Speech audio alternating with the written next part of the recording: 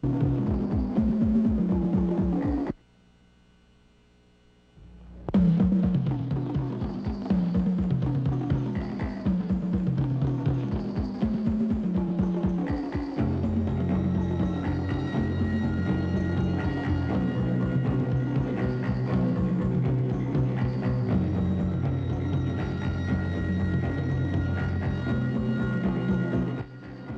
noite. Está começando mais um programa Roda Viva, apresentado pela TV Cultura de São Paulo.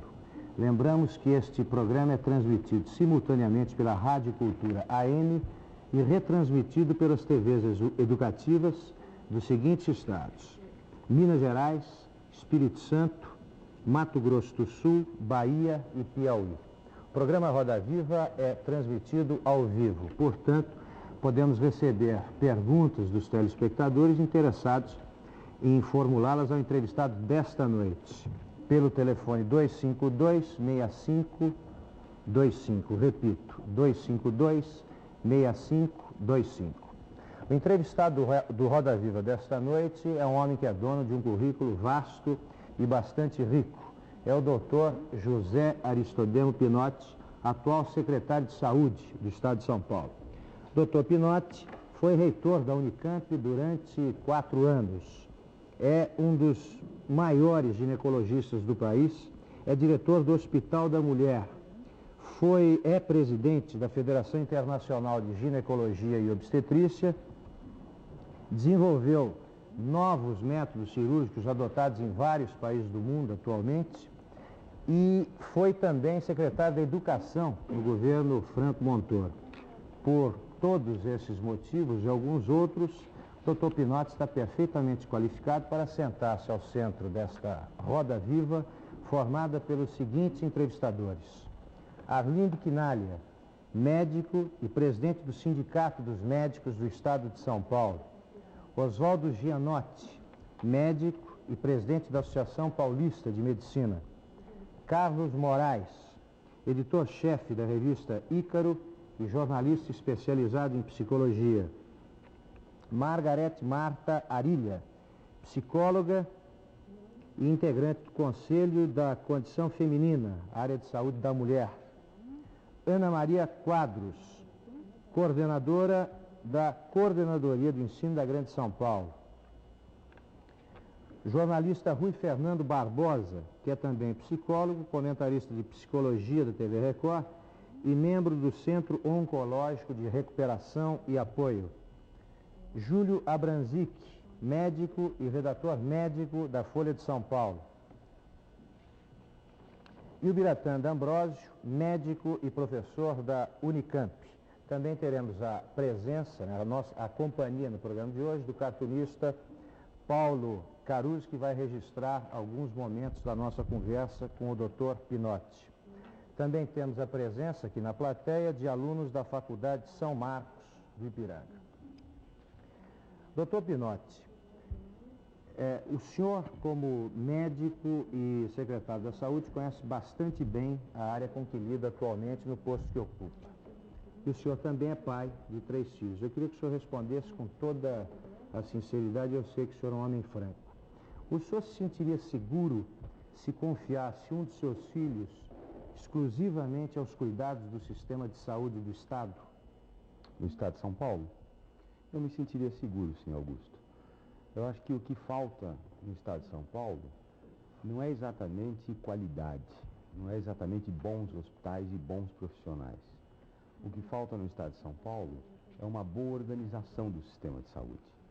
Nós temos quase tudo o que precisamos no sentido de recursos, temos quase tudo o que precisamos no sentido de pessoas com grande potencial e com grande conhecimento na área da saúde, mas o que está faltando é fazer com que isso possa ser utilizado para a saúde da população, principalmente a população mais carente desse Estado.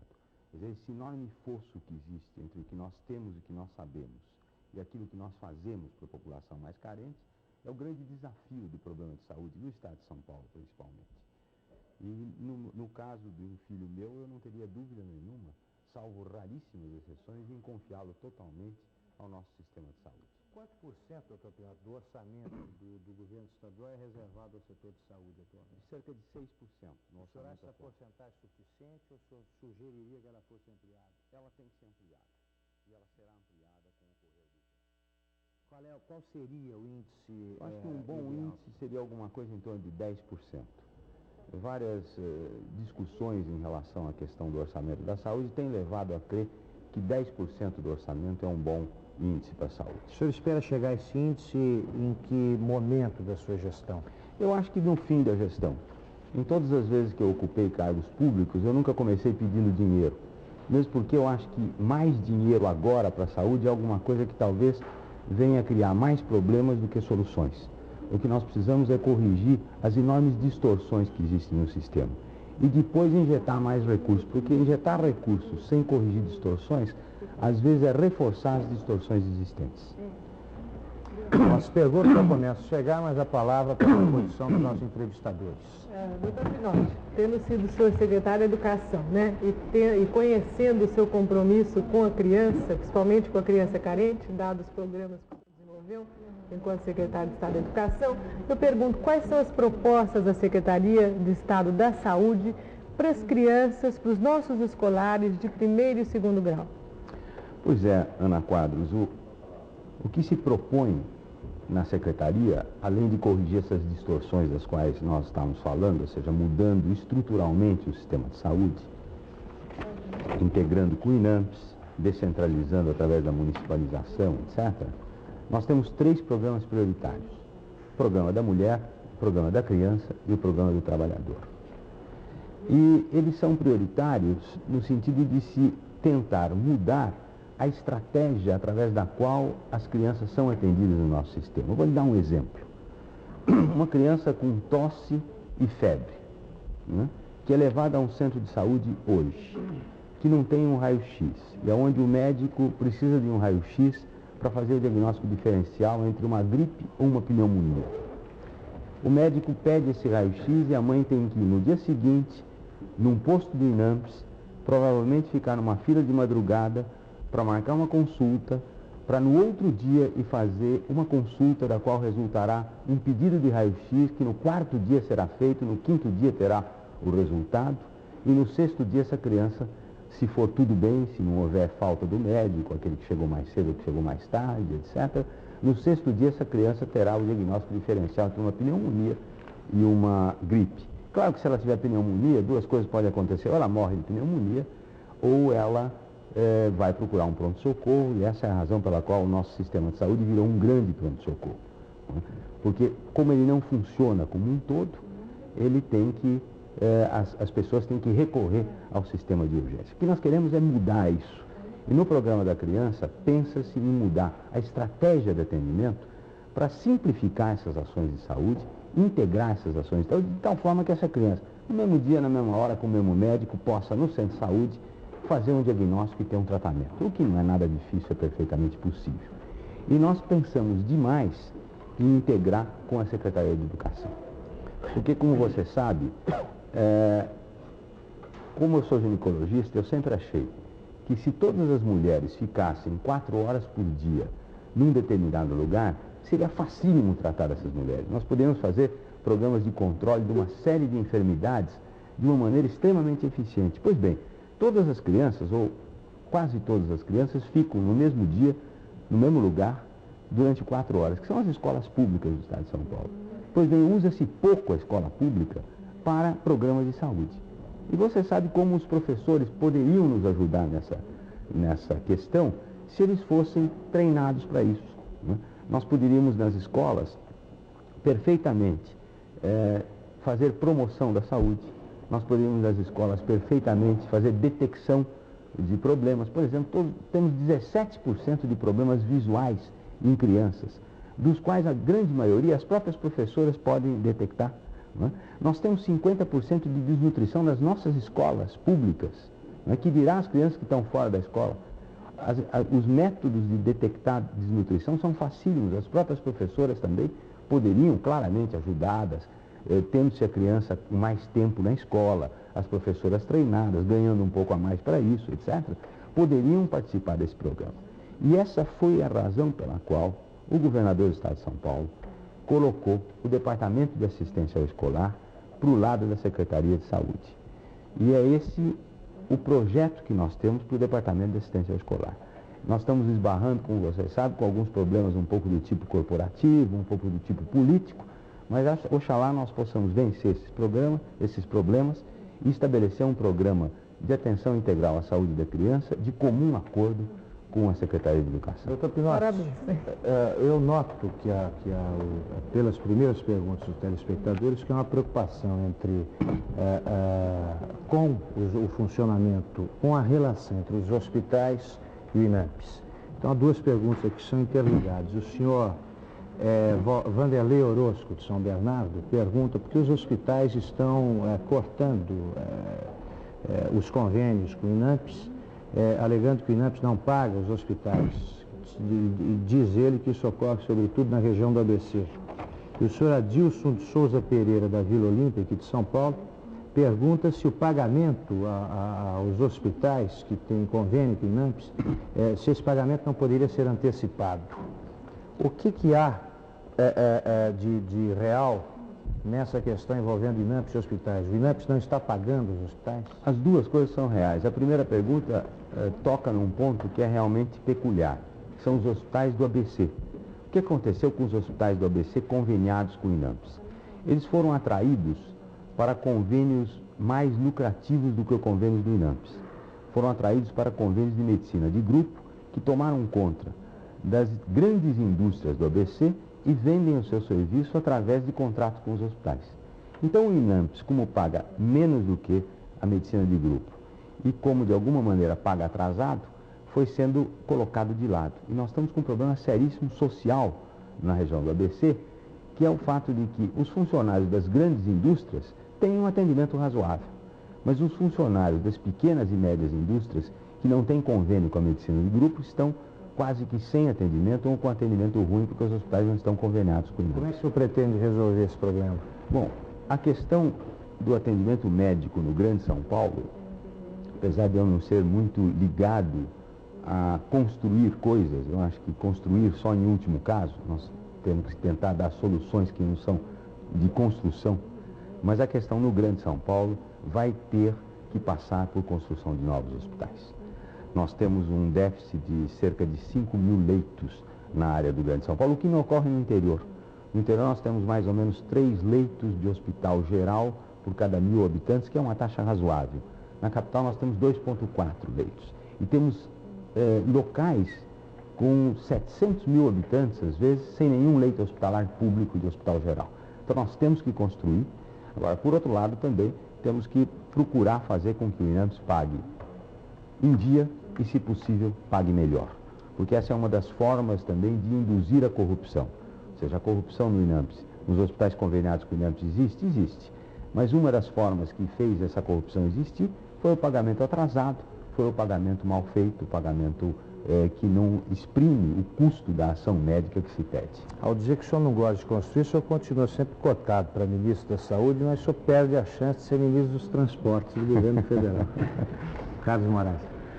Eu achei interessante como o senhor falou que até uma professora, uma simples professora, pode constatar um caso de desnutrição.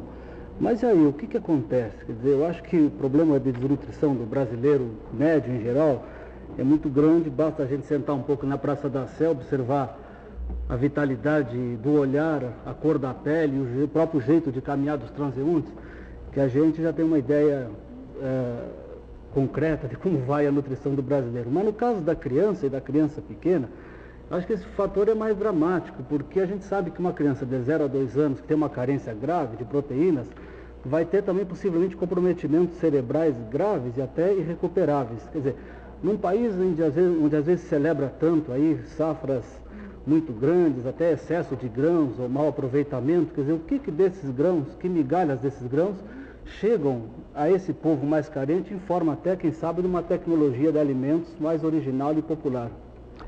Pois é, Carlos. Há 10 anos atrás eu estive na China. E um dos grandes pontos da Revolução Chinesa foi a área da saúde e a área da educação também. E quando eles resolverem investir em saúde, eles investiram prioritariamente numa agricultura que fosse a agricultura necessária para resolver os problemas de fome do povo chinês. Agora, a tua pergunta acho que tem muito a ver com o seguinte: como é que o senhor quer levantar aí a questão da desnutrição e que formas nós temos de resolvê-la, né? Pois bem, eu acho que nós precisamos ter coragem de levantar esses problemas. Há pouco tempo atrás, ocorreu uma coisa muito semelhante. Você sabe que a maior causa de morte por câncer em mulheres no estado de São Paulo é o câncer do colo uterino. E 5% apenas dessas mulheres do estado de São Paulo faziam Papa Nicolau, que é uma forma simples, barata, eficiente, indolor, não invasiva de detectar essa doença. Quando nós resolvemos iniciar um programa mais agressivo de Papa Nicolau, e tivemos até uma atitude simbólica, porque iniciamos no mesmo dia que a campanha da vacinação contra a poliomielite, todo mundo veio perguntar: mas o senhor não está criando com isso uma enorme dor de cabeça para o seu sistema, que é um sistema que não vai responder a isso? E a resposta foi simples: eu prefiro ter uma enorme dor de cabeça do que ter uma grande dor de consciência. Quer dizer, nós precisamos levantar esse problema, e é assim que o orçamento vai passar de 6% para 10%.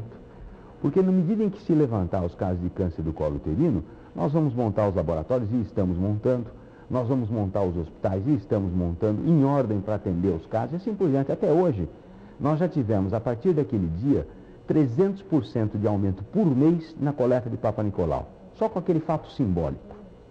Bom, e não houve nenhum problema de nenhuma lâmina que não foi lida, e não houve até agora nenhum problema de nenhuma mulher com câncer detectado que não foi atendida.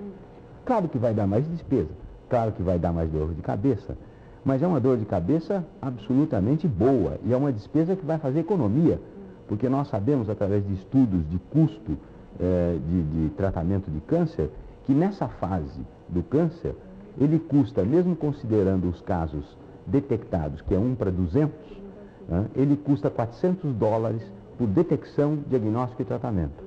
Mas se você deixar ele chegar, esse mesmo caso, numa fase invasiva, ele custa $2.400. Então, no fundo, nós estamos fazendo economia, fazendo uma aplicação de recursos. Agora, fazendo a mesma coisa, eu digo, da desnutrição. Eu acho que nós temos que ter coragem de levantar os casos de desnutrição, de dar tempo integral para as crianças na escola, particularmente para aquelas crianças desnutridas, com dificuldade de aprendizagem, que são as mesmas, e alimentar essas crianças, inclusive nas férias. Não falta dinheiro para isso nesse país. Não falta. É só tirar um pouco de dinheiro que está sendo usado em grandes obras públicas e pôr nessas coisas que são as coisas fundamentais. Já que o Carlos de Moraes colocou o problema da desnutrição, será que o senhor não poderia colocar para a população em geral aqui nesse programa quais são as características da desnutrição no escolar, por exemplo, de 1ª a 4ª série? Pois é, as características são simples. É fundamentalmente um desenvolvimento aquém do esperado, em peso, em altura, em diâmetro de braço. Existem umas fitas que se mede o braço da criança e que são comparadas com um determinado padrão, e que se sabe apenas com uma medida de braço, às vezes com uma medida de crânio, se essa criança é desnutrida ou não é desnutrida. E o que é mais simples ainda, o que a gente sabe sobre desnutrição na América Latina, de uma maneira geral, é que a desnutrição não é tanto qualitativa, Carlos. A desnutrição é tão séria que é quantitativa. Se você der mais comida que aquela criança já está comendo, ela sai do processo de desnutrição. E, em geral, a desnutrição vem junto com outras coisas. Vem com ausência de afeto, ausência de proteção, ausência de comida, ausência de estímulo. Então, não se pode resolver o problema da desnutrição ou da criança de uma forma isolada pela Secretaria de Saúde ou pela Secretaria de Educação. Daí a importância das duas estarem juntas. E uma proposta boa para isso é uma proposta que está em curso hoje na Secretaria de Educação, que é o Programa de Formação Integral da Criança, que está aumentando e que realmente, mantendo a criança o dia inteiro na escola, nutre melhor. A criança, em vez de uma refeição, passa a ter 3 refeições. E se escolher, como se está escolhendo, as crianças carentes, as crianças com dificuldade de aprendizado, as crianças mais pobres, para serem as crianças a ficar o dia inteiro na escola, se está fazendo isso que se deve fazer. O senhor disse agora, o senhor falou novamente em criança e o senhor citou o programa da criança e principalmente um programa de ensinar as professoras, de induzi-las à educação em saúde, as professoras, para detectar as doenças. Mas em março deste ano, antes de assumir a secretaria, o senhor já afirmava que pretendia desenvolver um amplo programa de educação em saúde para conscientizar a população, etc. De março para outubro, são vários meses. Por que está demorando tanto este programa de educação em saúde da população? É verdade, Júlio. Eu acho que nós estamos um pouco atrasados com esse programa. Eu estou tendo algumas dificuldades. Dificuldades decorrentes do fato de que, de uma maneira geral, os médicos não estão acostumados a trabalhar com educação para a saúde. Então nós temos na Secretaria de Saúde os melhores especialistas de cada ramo do conhecimento na nossa área, trabalhando gratuitamente em comissões científicas para cada um dos programas prioritários, para uma série de outros programas como AIDS, etc. E tem havido uma certa dificuldade de traduzir o conhecimento médico numa coisa que possa ser utilizada pelo leigo. É uma dificuldade que nós temos que vencer. Várias coisas já estão preparadas, ou seja, nós estamos com um programa completamente pronto sobre AIDS para ser lançado. Nós tivemos uma dificuldade adicional porque a Rede Globo entrou na frente, fez um ótimo programa e não caberia ao nosso programa repetir o que a Rede Globo estava fazendo. Também o governo federal fez um programa que inexplicavelmente parou um pouco no meio e nós quisemos então também não repetir. Vamos entrar agora com um programa que prevê uma série de coisas. O senhor falou em AIDS e há várias perguntas dos telespectadores relacionadas com esse tema que eu queria formular agora. E em seguida, vamos fazer um acerto aqui para dar um pouco mais de ordem à nossa conversa. Estão inscritos para falar, pela ordem, o doutor Gianotti, a Margarete, depois o Rui Fernando Barbosa, o doutor Arlindo Quinalha e o doutor Biratã D'Ambrosio. Em seguida, eu pediria que vocês se aparteassem com toda a naturalidade, sem necessidade de inscrições, e vamos perguntando o que quisermos ao doutor Pinotti. Doutor Pinotti, eu tenho várias perguntas aqui, vou procurar resumi-las, todas sobre AIDS. Primeiro, qual o comportamento da saúde pública em relação às prostitutas aidéticas? É uma pergunta encaminhada pelo telespectador Edson Cardoso, que se mostra especialmente preocupado com a notícia de que há pelo menos 2 casos de prostitutas em Santos portadoras de AIDS. Outra pergunta, a senhora Amália da Silva, da Água Branca, pergunta de que modo uma família de 5 pessoas pode fazer o teste anti-AIDS gratuitamente? E quais são os postos que poderiam atendê-las? E o senhor Ítalo Belloni, de Perdizes, pergunta quais as providências que a Secretaria da Educação e a Secretaria da Saúde, juntamente com o INAMPS, estão tomando especificamente em relação à incidência de AIDS nas crianças. Eu pediria que o senhor pode perceber por essas perguntas qual é o universo de interesse dos nossos telespectadores. Eu queria que o senhor respondesse a estas perguntas especificamente e também dissesse quais as providências mais gerais que estão sendo tomadas pela sua secretaria em relação ao combate à AIDS. Em seguida, seguiríamos aquela ordem de perguntas. Doutor Pinotti. Ok. Em relação às profissionais do sexo ou prostitutas, a situação talvez seja bem pior do que a colocada pelo telespectador, não é? Uma senhora que tem um tipo de trabalho como esse fica exposta com muita facilidade a ser contaminada pelo vírus da AIDS. Nós, em Campinas, fizemos uma pesquisa que ainda não terminou, numa região de prostituição perto da cidade, e provavelmente vamos chegar a um número de 8 a 10% das senhoras que trabalham lá contaminadas pelo AIDS, o que é um problema extremamente sério. O problema é sério porque não se trata simplesmente de dizer a essa mulher que ela não pode mais exercer a profissão ou de prendê-la, o que seria um verdadeiro absurdo. O que nós temos é que tentar encontrar fórmulas de fazer com que ela ganhe a vida através de um outro tipo de trabalho. E é esse o tipo de intervenção que nós estamos fazendo. E alertar, não é, todos os telespectadores de que não é uma boa atuação, não é uma boa atitude ou um bom comportamento usar as casas de prostituição, usar esse tipo de relação, porque o risco de contrair AIDS é muito grande. E toda vez que se puder ou se houver necessidade de fazer isso, o uso do preservativo é fundamental. O uso do preservativo é fundamental. Onde uma família com 5 crianças ou 5 componentes pode fazer o teste de AIDS? Bom, em primeiro lugar, precisa ver se há razão para fazer. Não é? Nós não temos condições de fazer para toda a população do estado de São Paulo, mas nós temos condições de fazer para todos aqueles que necessitam. Hoje nós temos os kits do teste de AIDS em todos os bancos de sangue públicos do estado de São Paulo. De maneira que, se houver necessidade, essa família pode procurar um setor do serviço de saúde, centro de saúde, por exemplo. Se houver necessidade, o centro de saúde deve se dirigir ao banco de sangue e lá existem os kits para AIDS que podem ser. Que medidas nós estamos tomando em relação às crianças?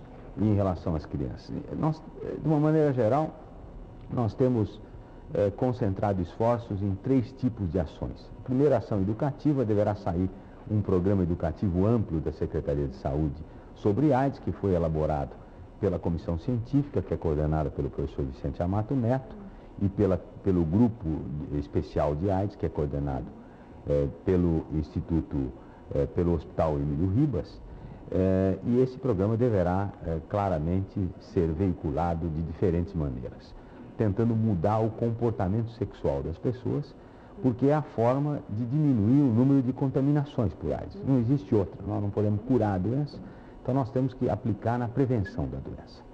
Temos tomado medidas no sentido de estabelecer um sistema de atenção ao doente aidético, onde a cabeça do sistema é o Hospital Emílio Ribas, que está sendo reformado, o governador já nos deu recurso para reformar o Hospital Emílio Ribas, e descentralizar o atendimento de AIDS, porque seria mais uma forma de marginalizar o aidético, concentrá-lo num determinado hospital.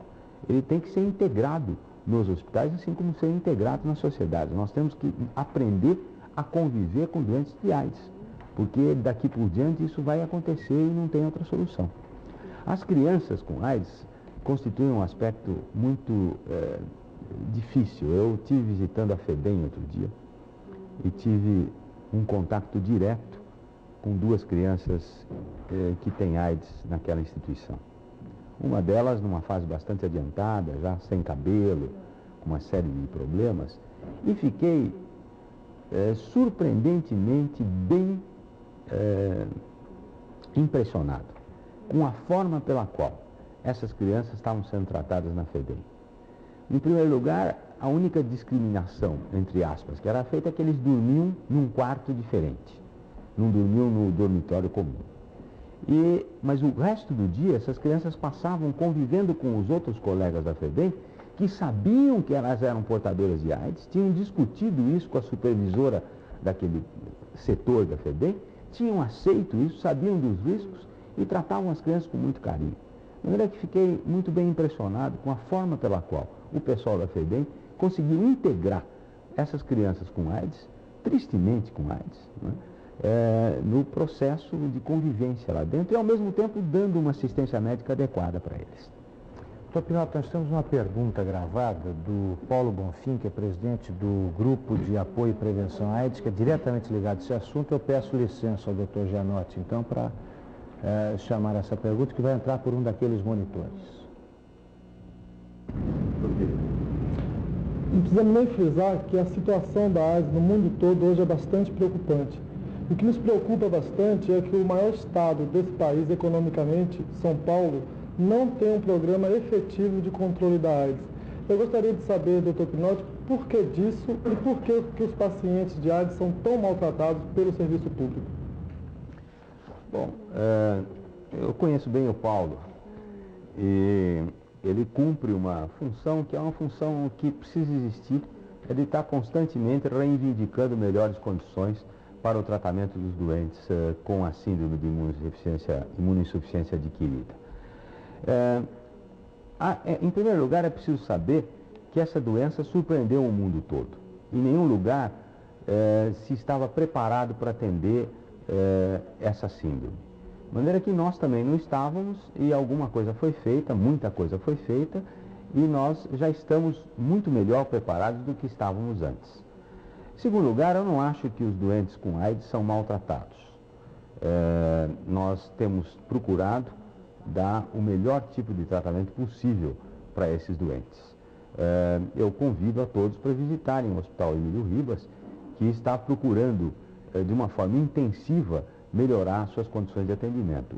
Uma demonstração típica disso foi de que nós conseguimos desativar o Emílio Ribas II, que era um hospital que não tinha a mínima condição de tratar de doentes aidéticos, e passar todos os pacientes para um número de leitos suficientes a mais que foram recuperados no Hospital Emílio Ribas II, Emílio Ribas I, que tem todas as condições técnicas para tratar esses doentes com a síndrome de imunossuficiência adquirida.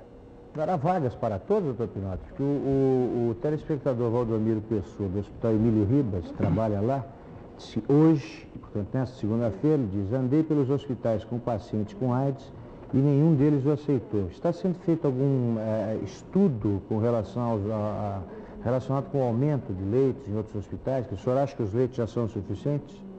Eu acho que nós temos leitos suficientes.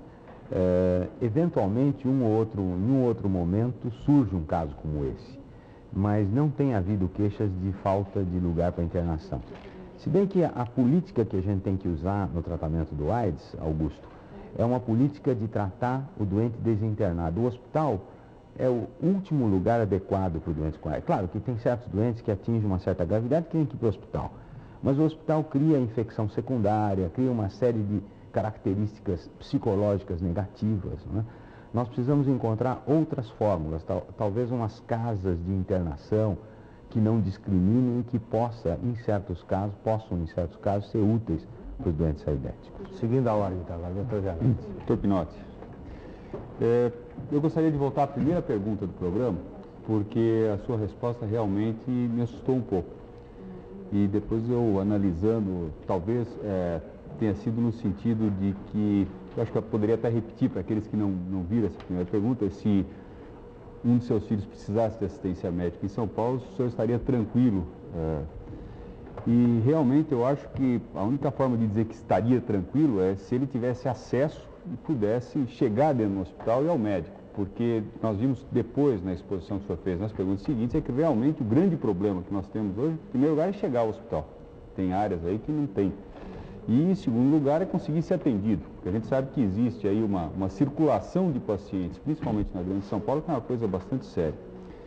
Agora, por trás dessa organização, ou da tentativa de reorganização do sistema, existe uma situação de momento que poderá, inclusive, alterar significativamente esses planos que o senhor está colocando, que é a questão da Constituinte. E nós sabemos que o que está mais polarizado nessa questão da Constituinte é exatamente um ponto que se tentou evitar durante esses últimos anos, inclusive por orientação da própria Organização Mundial de Saúde, que é a disputa por um poder entre setor público e setor privado. No estado de São Paulo, nós temos uma predominância da assistência médica pelo setor privado, muito grande, acima de 80%. E quando o senhor fala, por exemplo, em reorganizar posto de saúde para ter serviço de radiologia, por exemplo, o senhor sabe que o senhor vai contar com uma oposição muito grande do chamado setor privado. Então, como o senhor vê a questão da Constituinte nesse momento, na forma como ela está redigida, frente a essas pressões, e existe algum trabalho político específico do governo do Estado? E para complementar a pergunta, eu acho que nós hoje estamos no dia do servidor público, né? E para nós médicos, nesses últimos anos, tem sido uma batalha a questão de entendimento com a direção do IANSP. E eu acredito que para os servidores, uma batalha muito maior, que quando eles precisam, realmente eles têm tido uma dificuldade muito grande. Existe alguma perspectiva para o servidor e para o médico nessa questão do IANSP? Obrigado, Janote. Bom, é claro que a interpretação que eu quis dar é aquela que você deu. Agora, na realidade, a Constituinte e esse dilema ou essa luta que existe entre o público e o privado é alguma coisa que me parece mais fácil de resolver do que está aparecendo no geral. Por exemplo, quando saiu o tal substitutivo Cabral, não é, da Constituinte, na área de saúde houve toda uma celeuma que ele levava para o lado da estatização. Ele não leva coisa nenhuma para o lado da estatização. O substitutivo Cabral, que está de acordo com as linhas básicas da 8ª Conferência de Saúde, está fazendo, ou está abrindo, ou permitindo que a gente continue a fazer aquilo que nós estamos fazendo. Porque ele não leva absolutamente nada para o lado da estatização, apenas ele coloca uma forma mais rígida do poder público atuar sobre os hospitais conveniados, o que eu acho perfeitamente adequado. Você pegue, por exemplo, a questão de que nós temos todo o direito de descredenciar hospitais. Essa semana nós descredenciamos 4 hospitais, que não agiram de acordo com aquilo que a gente acha que é correto. Mas nós não temos nenhum direito, nenhum poder de sanção de evitar que um hospital que fique colocado numa região onde ele é o único hospital para 600 mil pessoas, como o Hospital da OSEC em Santo Amaro, por exemplo, por questões puramente econômicas, deixe de funcionar e não dê nenhuma satisfação para ninguém. Então, o que se quer com a emenda Cabral, com o substitutivo Bernardo Cabral, com um contrato de ordem pública para esses hospitais, é mais ou menos aquilo que se tem com as empresas de ônibus. Quer dizer, um hospital fica concessionário do atendimento daquela população. Bom, ele não pode simplesmente de um momento para outro dizer eu não quero mais atender essa população sem sanções em relação a isso. Então, a emenda Cabral não cria nenhuma dificuldade no sentido do setor privado e nem encaminha o lado para a estatização de forma nenhuma. Se alguém interpretou isso, interpretou errado ou interpretou de má fé. E oxalá esse substitutivo seja aprovado na íntegra, porque ele vai criar condições bem mais razoáveis para a gente dirigir o sistema de saúde do que as que nós temos agora. O senhor concorda que depende da aprovação de um texto nessa linha para que o senhor possa executar esses planos? Eu concordo. Olha, o que eu tenho dito da Constituinte é o seguinte, eu pessoalmente acho que a mudança da Constituição não era necessária e não é necessária para nós fazermos o que é necessário ser feito para esse país. Eu sempre tive muito medo da Constituição como panaceia, da Constituição como um ponto a partir do qual nós vamos fazer alguma coisa, antes da Constituição vamos esperar, etc. No sistema de saúde, o que aconteceu é que nós nos adiantamos da Constituição.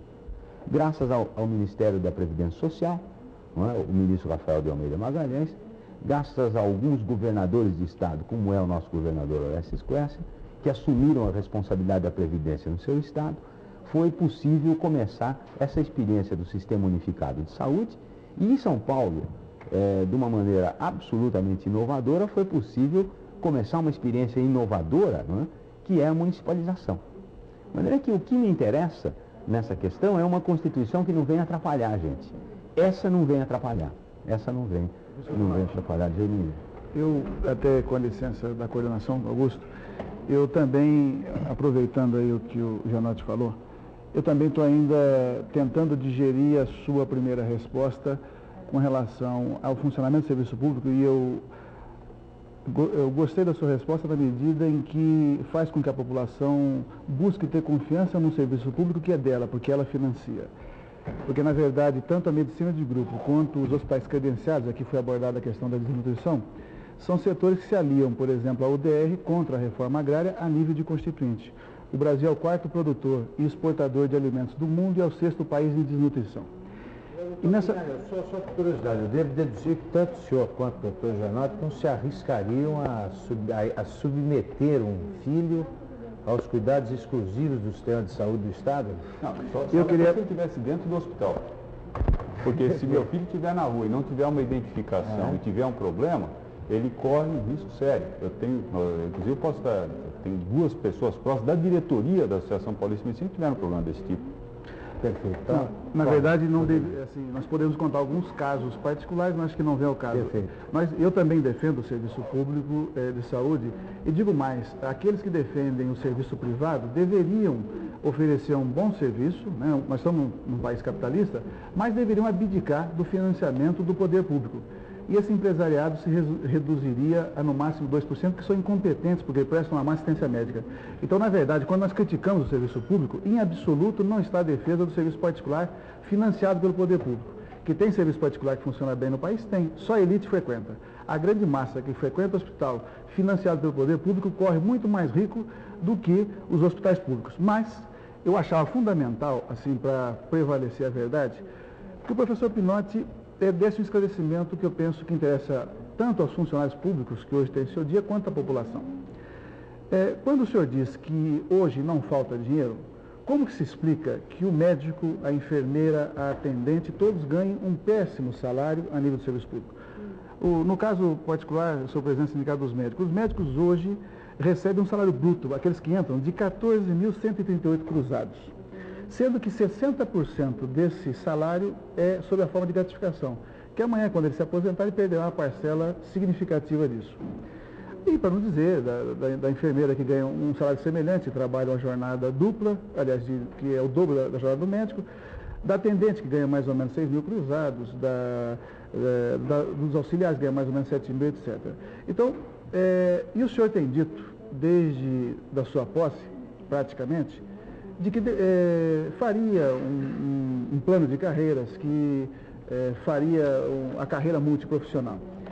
E eu tenho, em algumas oportunidades, cobrado isso do senhor, então eu perguntaria quando que, de fato, os profissionais da área de saúde vão receber um salário minimamente decente, uma vez que esse absolutamente não satisfaz. Porque, e só para complementar, na área do serviço público ainda, o Hospital do Servidor, por exemplo, que foi mencionado também, há cerca de 2 semanas, ele passou 4 dias sem fazer eletrocardiograma, não só para pacientes de ambulatório, como também para pacientes internados, exceto aqueles que estavam na unidade coronariana, porque todos os eletrocardiógrafos estavam quebrados. E complementando, a nível do Hospital do Servidor, não está previsto no orçamento de 1987 nenhum investimento naquele hospital. Então, há uma deterioração muito grande no serviço público e eu acho que a população tem todo o direito de um serviço público de boa qualidade. Faça a pergunta. A pergunta é... Por que a remuneração a remuneração e por que o investimento não é feito na área pública, já que não está faltando dinheiro? Doutor Pinotti. Bom, Quinalha, eu preciso inicialmente concordar com você que o funcionário público, de uma maneira geral, não é só o funcionário da área médica, mas o professor, a professora, são mal remunerados. E no caso da área médica, talvez seja um pouco pior ainda, porque eles são mal remunerados, trabalham em lugares onde as condições de trabalho são precárias, em geral lugares pouco limpos, trabalham com questões difíceis, que são questões de saúde e de doença, e estão totalmente afastados do conhecimento novo. Não existe uma preocupação, ou pelo menos até agora não existia, de fornecer conhecimento novo a esses funcionários. O resultado de tudo isso é, claro, a ausência total de motivação, e a ausência de motivação leva, em grande parte, a responsabilidade pelo mau serviço de saúde. É preciso, sem dúvida nenhuma, melhorar isso. E nós estamos procurando melhorar das mais diferentes maneiras. Ou seja, nós começamos um programa de reciclagem para todo o estado de São Paulo e intenso. Várias áreas já foram recicladas. Por exemplo, tem todo um curso sobre AIDS que foi dado, todo um curso sobre o programa da mulher que foi dado, tem todo um curso sobre o programa da criança que vai ser dado e assim por diante. Nós estamos melhorando as condições de trabalho desses funcionários. Eu fico um pouco estarrecido com o que você me contou do Hospital dos Servidores, vou verificar, mas nós descentralizamos totalmente na rede a capacidade de comprar equipamentos pequenos e consertar equipamentos e fazer reparos, de maneira que hoje ninguém pode dizer que está com o equipamento quebrado por falta de conserto. Você pode pegar o equipamento, levar, consertar e pagar com o dinheiro que ele tem lá. Agora, mesmo na área de melhora dos vencimentos, já foi feito alguma coisa concreta. Além dos aumentos que o funcionalismo teve de uma maneira geral, na área da saúde foi dado um aumento específico para a área da saúde, que os funcionários vão receber agora. E você sabe disso, que é a equiparação com o INAMPS. O senhor me permite? Que deu, claro, deu 35% em média. Mas, o senhor veja, desta proposta estão excluídos todos os funcionários do Hospital das Clínicas e do Hospital do Servidor, que são grandes hospitais. Se não bastasse isso, a história de pagar uma gratificação a cada 3 meses, então o pessoal vai receber agora em outubro e vai receber só em janeiro de 88, eu acho uma proposta imprudente. Não, mas não é bem assim, Fernando. Não é bem assim. Quer dizer, eles vão receber os 3 meses atrasados, julho, agosto, setembro, agora. E depois, possivelmente, vão receber cada 3 meses, mas possivelmente cada 2, porque é impossível. Não existe a mínima possibilidade física, não é? Administrativa de você pagar mês a mês, porque muda. Depois que nós demos a equiparação, o INAMPS já deu um novo aumento, nós temos que recalcular tudo. Nós não temos absolutamente capacidade gerencial na Secretaria para fazer frente a isso. Mas eu acho que nós vamos poder pagar cada 2 meses. Agora, isso não é tudo. O importante é o Estatuto do Servidor da Saúde. E esse nós vamos começar a discutir agora. Tinham 2 problemas sérios, que era a equiparação, que já foi dada, né, e que vai melhorar com o aumento do INAMPS agora, desde que o INAMPS me repasse os recursos que já foram pedidos. Tinha o problema da produtividade dos médicos, que está em vias de solução. E resolvidos esses 2 problemas, nós temos que agora jogar e investir naquilo que é o plano de carreiras para todos os funcionários, etc. E estamos aguardando, inclusive, todas as sugestões possíveis para isso. Tapinotti, eu gostaria que fizessem as suas perguntas agora a Margarete, Fernando e depois o doutor Biratã, para que eles tenham tempo de participar do debate antes do final da primeira metade do nosso programa. Margarete. Doutor Pinotti, em várias das suas respostas hoje aqui às questões formuladas, o senhor tocou em aspectos ligados à problemática da saúde da mulher. E eu gostaria de introduzir, então, um tema caminhando um pouquinho nessa direção, que é a questão relativa ao aborto. Hoje nós sabemos que esse tema tem sido discutido em vários fóruns, dos mais diversificados, até mesmo na Constituinte, ele tem sido abordado. E enquanto essas discussões acontecem, elas são da maior importância de fato, nós sabemos que existem muitas mulheres que hoje em dia colocam em risco a sua saúde ou até mesmo a sua própria vida por terem que executar um aborto em péssimas condições.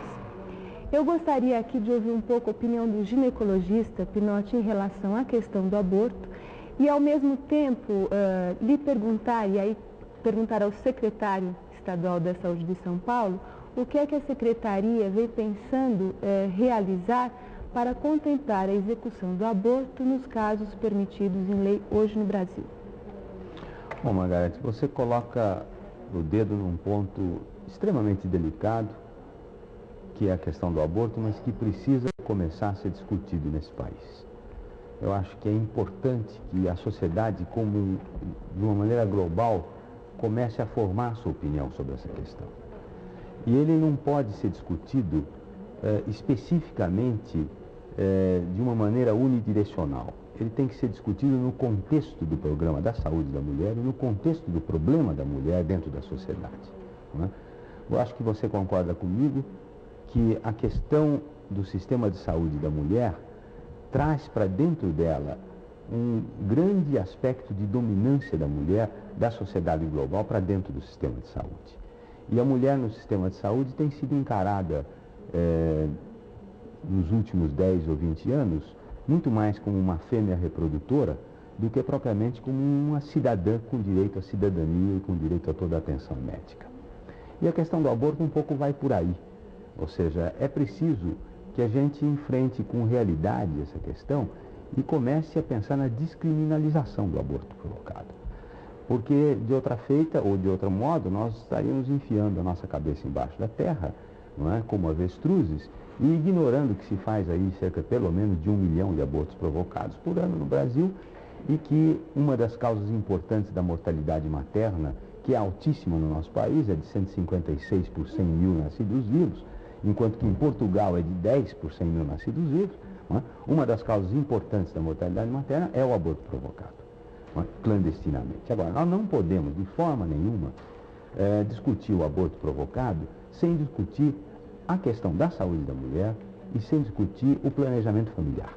Ou seja, não se pode liberalizar ou descriminalizar o aborto sem antes garantir o oferecimento de que todas as mulheres, particularmente as mais carentes, possam ter acesso a um programa de planejamento familiar que seja eficiente e de baixo risco. E isso, por incrível que pareça, ainda não existe nesse país. As mulheres Dado o fato de que o nosso programa de planejamento familiar veio de fora para dentro e de cima para baixo, veio de outros países para este país e veio sem muita consulta às mulheres, ele assumiu as características de um programa de controle da natalidade. E as mulheres não têm muita opção.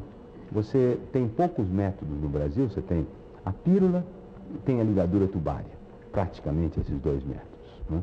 Você tem quase 30% das mulheres esterilizadas, um bom número delas em idades precoces, e você tem 26, 27% de mulheres usando pílula, muitas usando além do limite das suas possibilidades físicas, ou seja, fumantes, que têm mais de 35 anos e que não poderiam usar por terem riscos de saúde aumentados, estão usando pílula.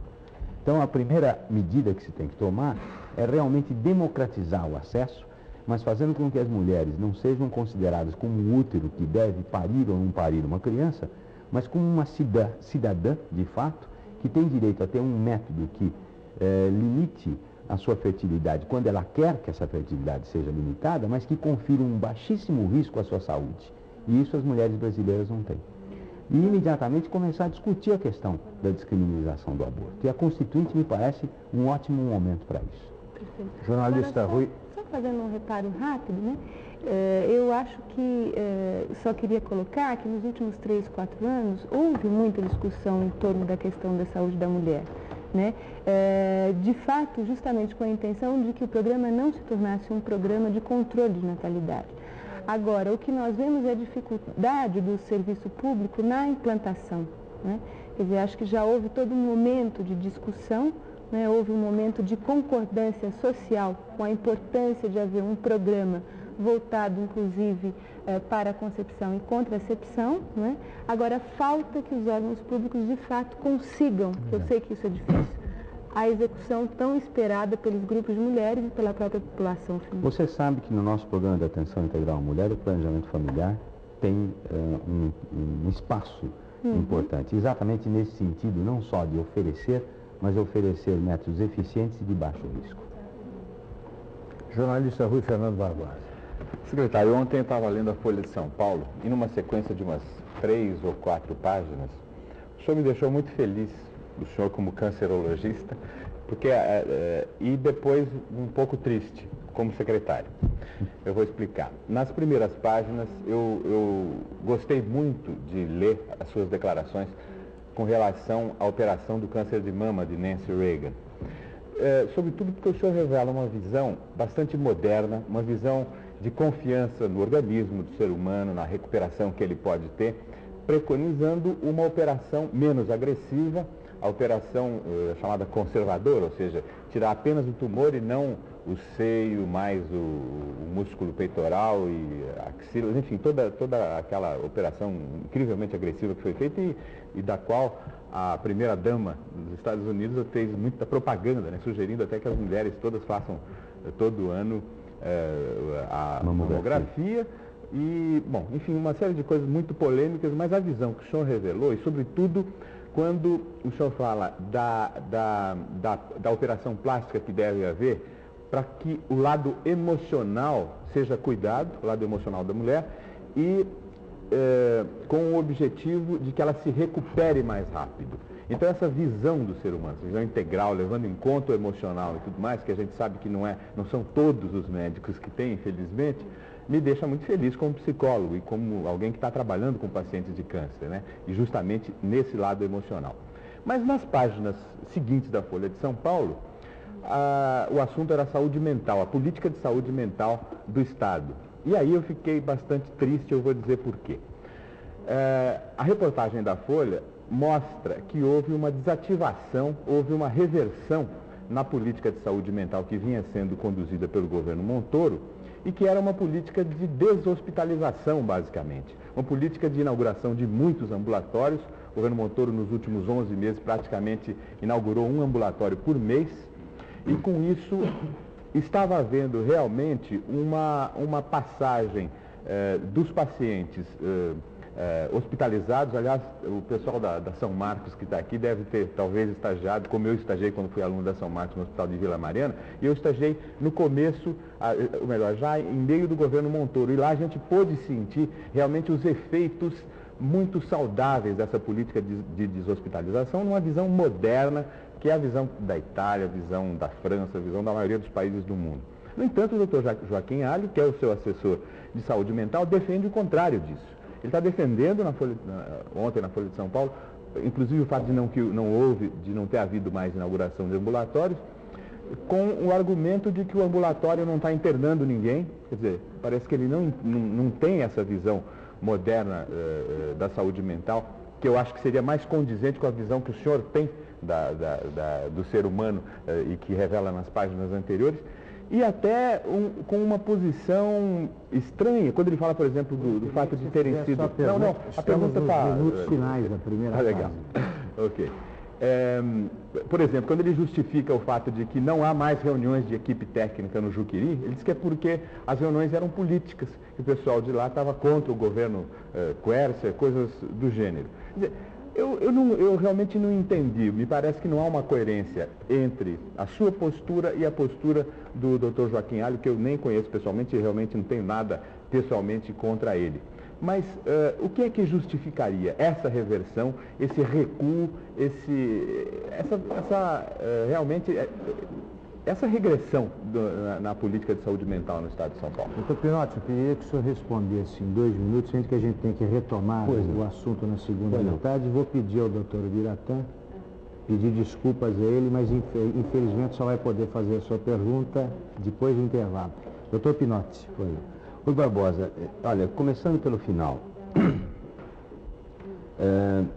deve ter havido, eu não li essa terceira folha, onde eu compareço na folha, mas deve ter havido algum engano... O senhor comparece como secretário, Joaquim Alho, na verdade. Tá. Porque, na realidade, a política do secretário, a política do Joaquim Alho, senão ele não teria sido convidado para me assessorar nessa área, é de total apoio ao processo de desinternação. Não é possível, mas você sabe que nós temos cerca de 30 e tantos mil leitos, ou quase 40 mil leitos para doentes mentais em São Paulo, quando, se nós fôssemos computar a população toda, nós não precisaríamos mais do que 8 ou 10 mil leitos. Nós estamos internando 4 vezes mais. E com isso, nós discriminamos totalmente o doente mental. De um doente mental que poderia ser absorvido pela sociedade, pela família, ele fica um doente mental irrecuperado, que tem que ficar o resto da vida nos hospitais. E o próprio Juqueri é um lugar onde, de certa maneira, se reforça esse tipo de coisa por causa dos doentes crônicos graves internados lá, longe das suas casas, que são marginalizados pela família, etc. Não há a menor dúvida que a nossa política é uma política de desinternação. Nós estamos até tentando formular algumas coisas mais candentes em relação a isso, eventualmente até de fechar hospitais em relação a isso e obrigar, de fato, que a sociedade aceite os seus doentes mentais. O senhor precisa dizer isso a ele, hein? Mas ele sabe disso.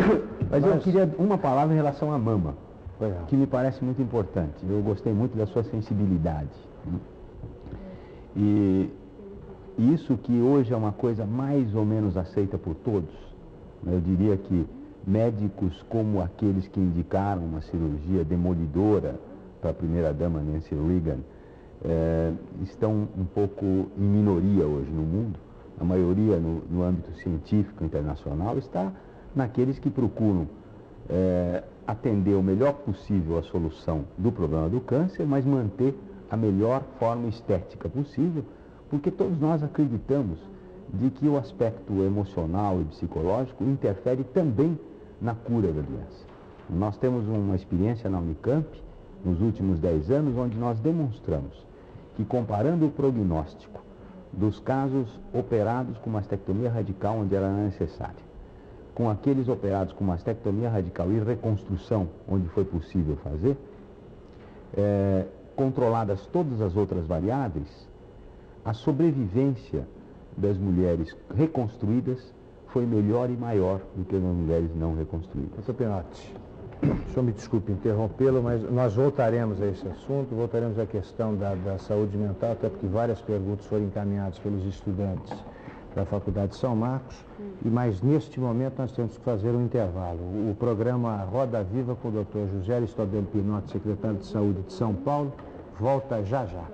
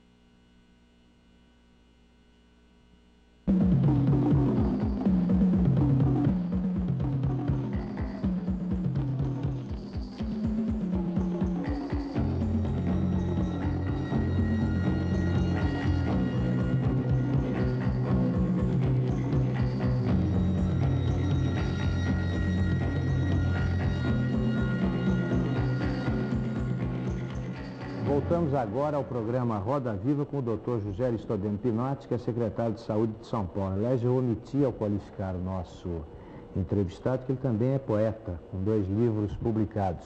E omiti também na qualificação do Dr. Ubiratã D'Ambrosio, que vai poder fazer a sua pergunta, o fato de que ele é coordenador do Instituto de Pesquisa de Saúde e pró-reitor de Desenvolvimento Universitário da Unicamp, Universidade de Campinas. Dr. Ubiratã. Bom, nós estamos aqui entrevistando o secretário de Saúde. Se fosse alguns meses atrás, seria o secretário de Educação. E, quem sabe, numa outra ocasião, é algum outro, é o Pinotti numa posição de homem público de destaque.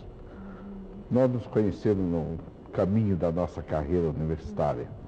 E aí eu conheci o nosso secretário como cientista, como professor, entusiasmado com as suas pesquisas. E agora, nessa última pergunta, antes do intervalo, ele revelou aquela mesma chama de entusiasmo ao descrever um fato científico.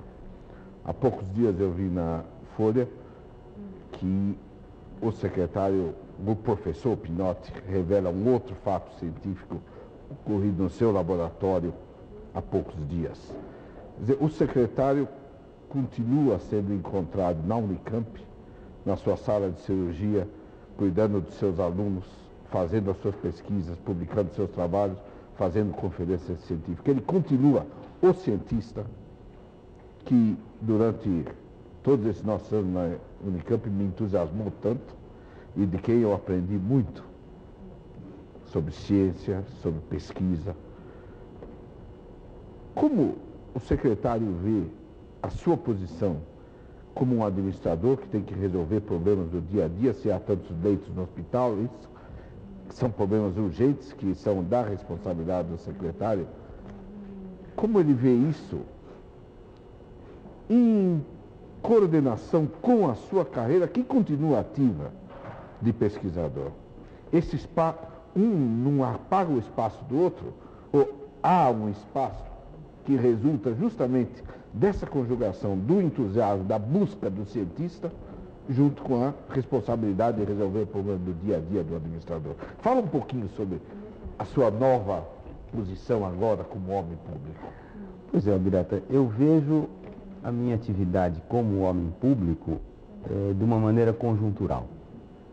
Eu acho que a minha linha mestra, espinha dorsal da minha vida, é a atividade acadêmica.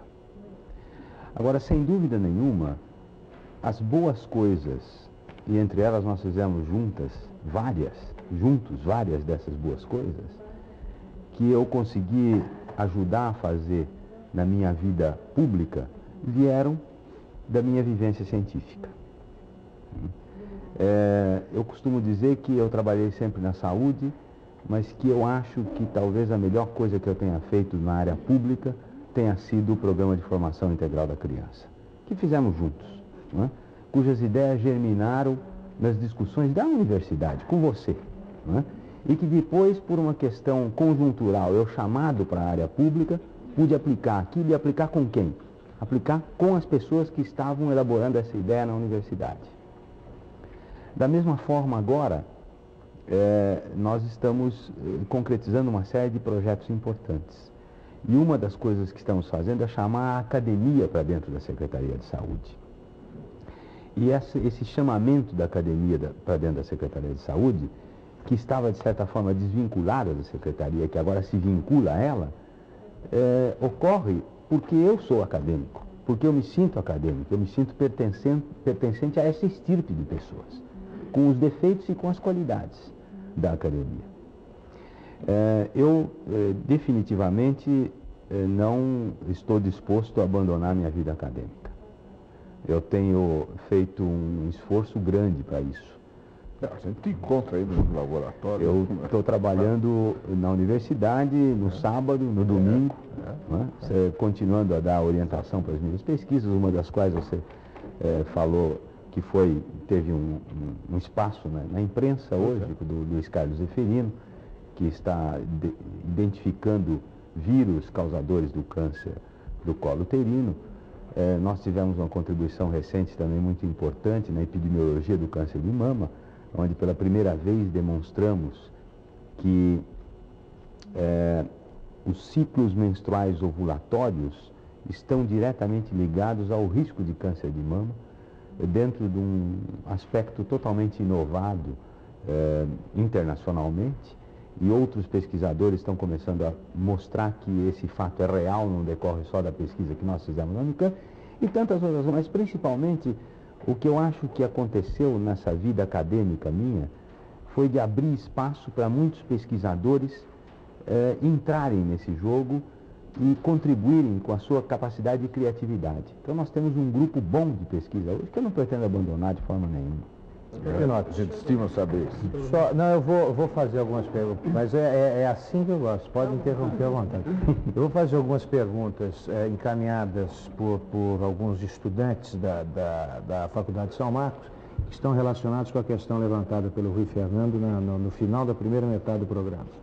Em que medida o projeto idealizado pela Assessoria de Saúde Mental se ocupa da prevenção de internações desnecessárias e propõe alternativas à integração social do paciente? A pergunta foi encaminhada por Márcia Porto Ferreira Regenberg, que é psicóloga, aliás, não é estudante.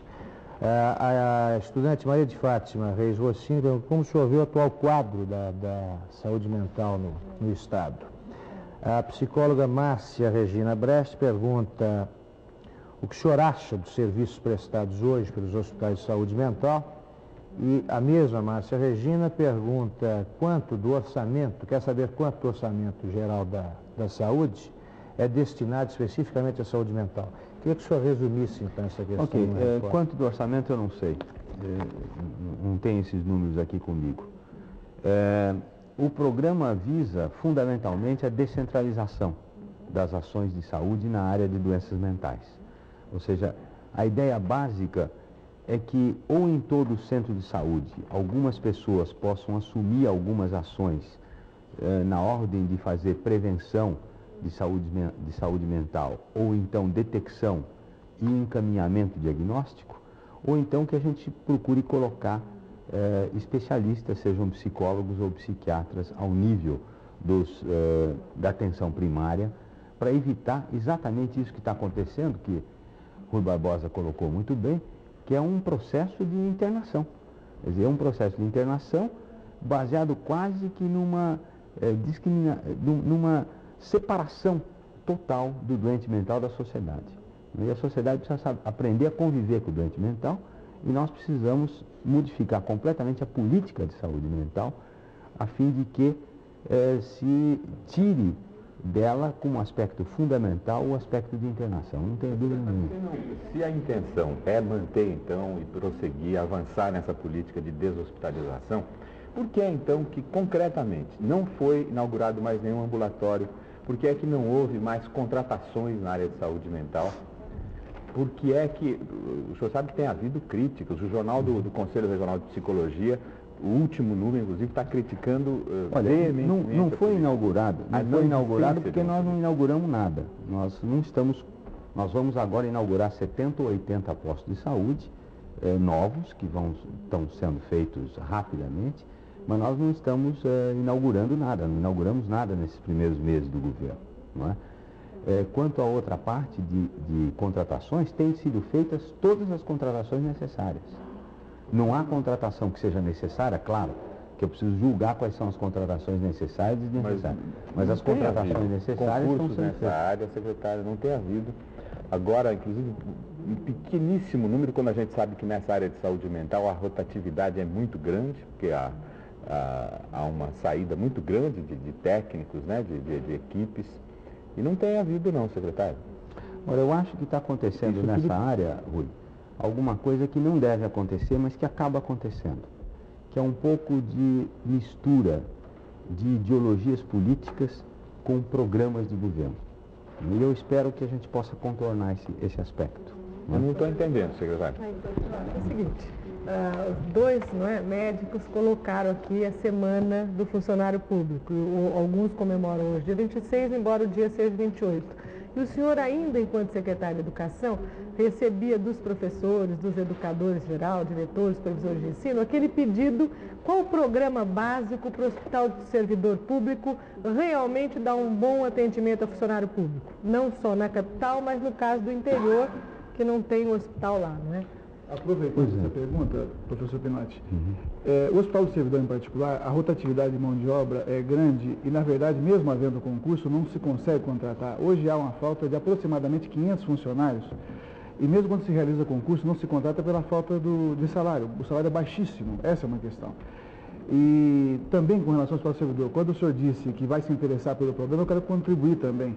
E dizer o seguinte, por que é que a Secretaria não toma nenhuma iniciativa em função do laudo do Corpo de Bombeiros e do IPT, onde diz claramente que lá não pode funcionar devido ao risco de incêndio naquele hospital. Lá no Hospital do Servidor há filas de pacientes porque só existe um chuveiro com água quente por andar. Fernando, eu acho estranho que você diga que não toma nenhuma medida. Aliás, foi bom você levantar isso de novo, e a Ana também, porque me permite responder uma pergunta que ficou cortada pela metade, quando você falou de equipamento para o Hospital do Servidor Público. Certo. Este ano, nós estamos colocando para o Hospital do Servidor Público Estadual 8 milhões e meio de dólares em equipamento. 8 milhões e meio de dólares, isso não é muito pouco, não. Professor, nós estamos com informações então distintas, porque claro, os aparelhos de raio-x, por exemplo, hoje eu fiz algumas perguntas quando soube que vinha para cá. De um total de aproximadamente 16 salas de raio-x, existem 2 aparelhos funcionando. Agora, é preciso saber, então, por que o Hospital dos Servidores entrou nessa crise terrível que ele está. Por que o senhor acha que está? Eu acho que por um sucesso de medidas erradas do tipo político. Por exemplo? Em primeiro lugar, houve uma ocasião em que se colocou lá um indivíduo que era um verdadeiro interventor militar. E isso gerou um problema seríssimo no Hospital dos Servidores. Certo. Depois saiu-se dessa fase de intervenção militar e entrou-se numa outra fase que, a meu ver, é perfeitamente explicável, mas que é uma incompreensão do processo democrático, que é a fase de eleição de todos, e que também foi extremamente nociva para o Hospital dos Servidores. E foi nessa fase que o Hospital dos Servidores se sucateou ultimamente. Agora nós estamos, espero que estejamos, numa fase de equilíbrio. O superintendente do Hospital dos Servidores não foi escolhido como um interventor, mas também não foi eleito pela comunidade interna, e eu, pessoalmente, estou totalmente em desacordo com essa questão de eleição pela comunidade interna, não é? Porque não é a comunidade do Hospital dos Servidores que deve eleger o seu diretor. Se fosse alguma comunidade a eleger, deveria ser a comunidade dos funcionários públicos, não a comunidade dos médicos, enfermeiros, etc. Porque como é que ele vai poder dirigir essa comunidade se ele foi eleito por ela e se ele tem compromisso com ela? Se nós fôssemos nesse ritmo, nós acabaríamos com aquela história de que o governador do Estado de São Paulo seria eleito pelos funcionários públicos do Estado e o presidente da República pelos funcionários públicos federais. Acho que você pode imaginar que conflito de interesse não surgiria. Então, dentro do jardim zoológico seria o tigre, provavelmente. Exatamente. Agora, doutor Pinotti, né? Doutor Pinotti, só por falar em preparo, São Paulo está preparado para reagir com rapidez e eficácia a um acidente semelhante ao que ocorreu com material radioativo em Goiânia? Olha, dos estados do Brasil é o que está mais bem preparado. Dos estados do Brasil é o que está mais bem preparado. E eu espero, e nós estamos trabalhando tipo Nós temos várias instituições, o Hospital das Clínicas tem local para isso, o IPEM tem local para isso, E nós temos no nosso centro de vigilância sanitária existe uma certa experiência, existe uma certa fiscalização para que esses acidentes não ocorram nos hospitais. Então existe uma certa tradição e uma certa eficiência que me permite dizer que em São Paulo hoje não ocorreria um acidente como ocorreu em Goiânia e que se ocorresse nós teríamos uma assistência melhor. Eu concordo que a intervenção de um militar no Hospital do Servidor muito contribuiu para prejudicar. Você não concorda que a eleição contribuiu? Mas eu não concordo que em 7 meses da sua gestão não tivesse havido tempo para corrigir as distorções. Bom, você não deu tempo de falar o que nós fizemos ainda. Mas veja, eu estou dando alguns dados para o senhor, coisas que estão acontecendo hoje naquele hospital.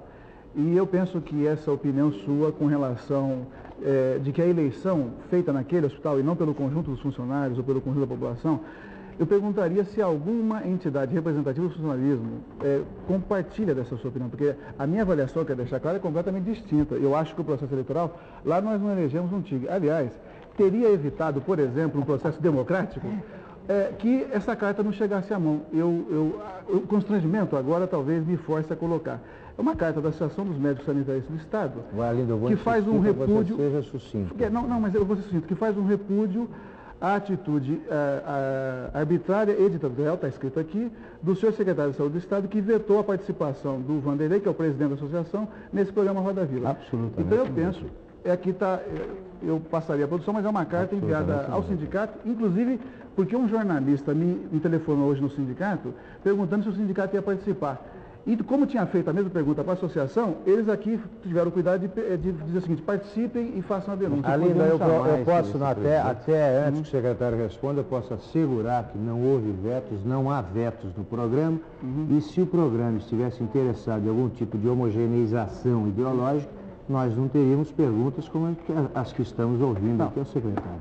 E vocês todos são testemunhas de que não houve nenhum tipo de restrição ao temário dessa conversa. Com relação Aliás, vocês todos estão convidados a fazer todas as perguntas que vocês acham que a pessoa que se julgou vetada faria ao secretário.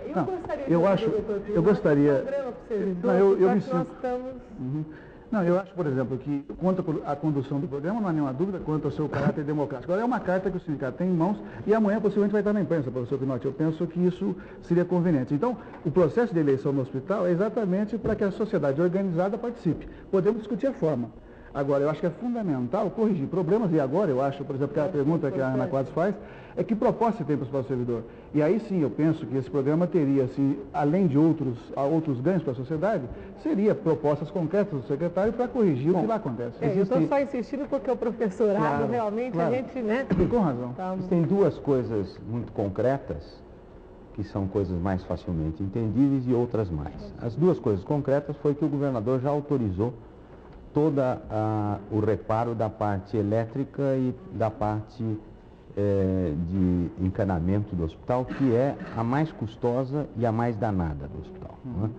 Sofreu danos terríveis nos últimos anos, realmente está muito ruim, e isso vai começar a ser feito assim que for possível começar, porque tem que haver uma estratégia de parar um andar para outro continuar, etc.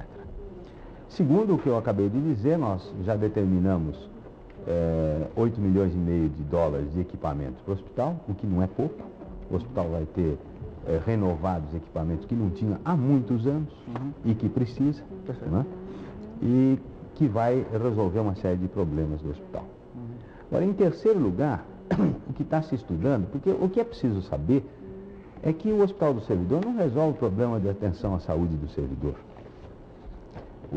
Nós temos hoje cerca de 500 ou um pouco mais de 1.000 servidores públicos. Se contarmos as suas famílias, nós vamos a quase 2 milhões de usuários do IANSP.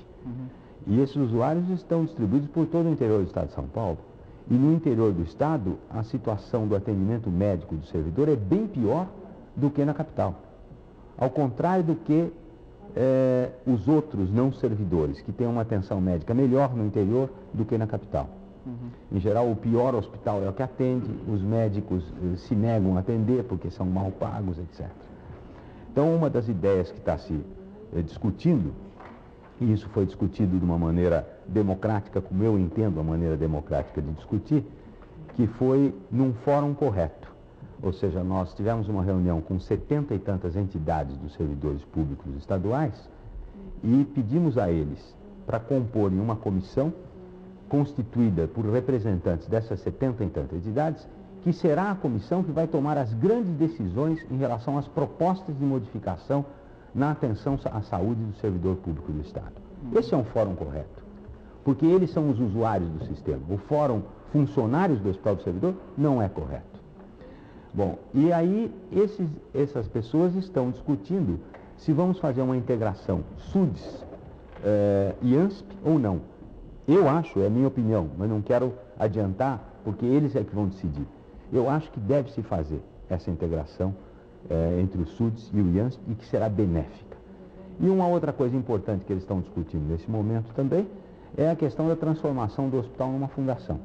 Eu acho que tem prós, tem contras, é preciso ser discutido, é preciso também que o governo como um todo, que o governador se manifeste nessa questão, mas são duas questões importantes e de relevância. Doutor Pinotti, Augusto, eu queria, Carlos... Posso aproveitar? Não, desculpe, não, eu queria introduzir um tema que, como vocês verão, merece o interesse intenso dos nossos telespectadores, que é a questão do tratamento da hanseníase.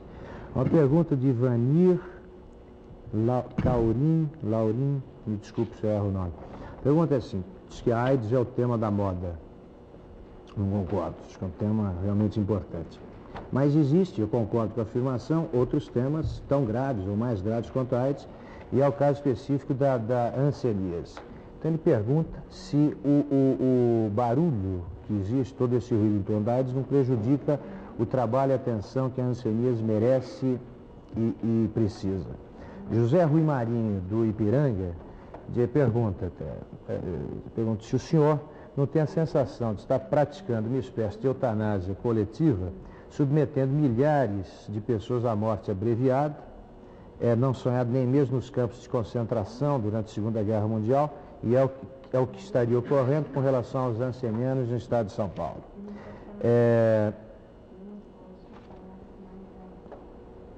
O que faria, pergunta Antônia de Barros, que é secretária da Comissão Humanitária Pró-Ranceniano, o que fará a Secretaria da Saúde, na gestão do senhor, para minimizar o sofrimento e o abandono a que estão submetidos os ancenianos?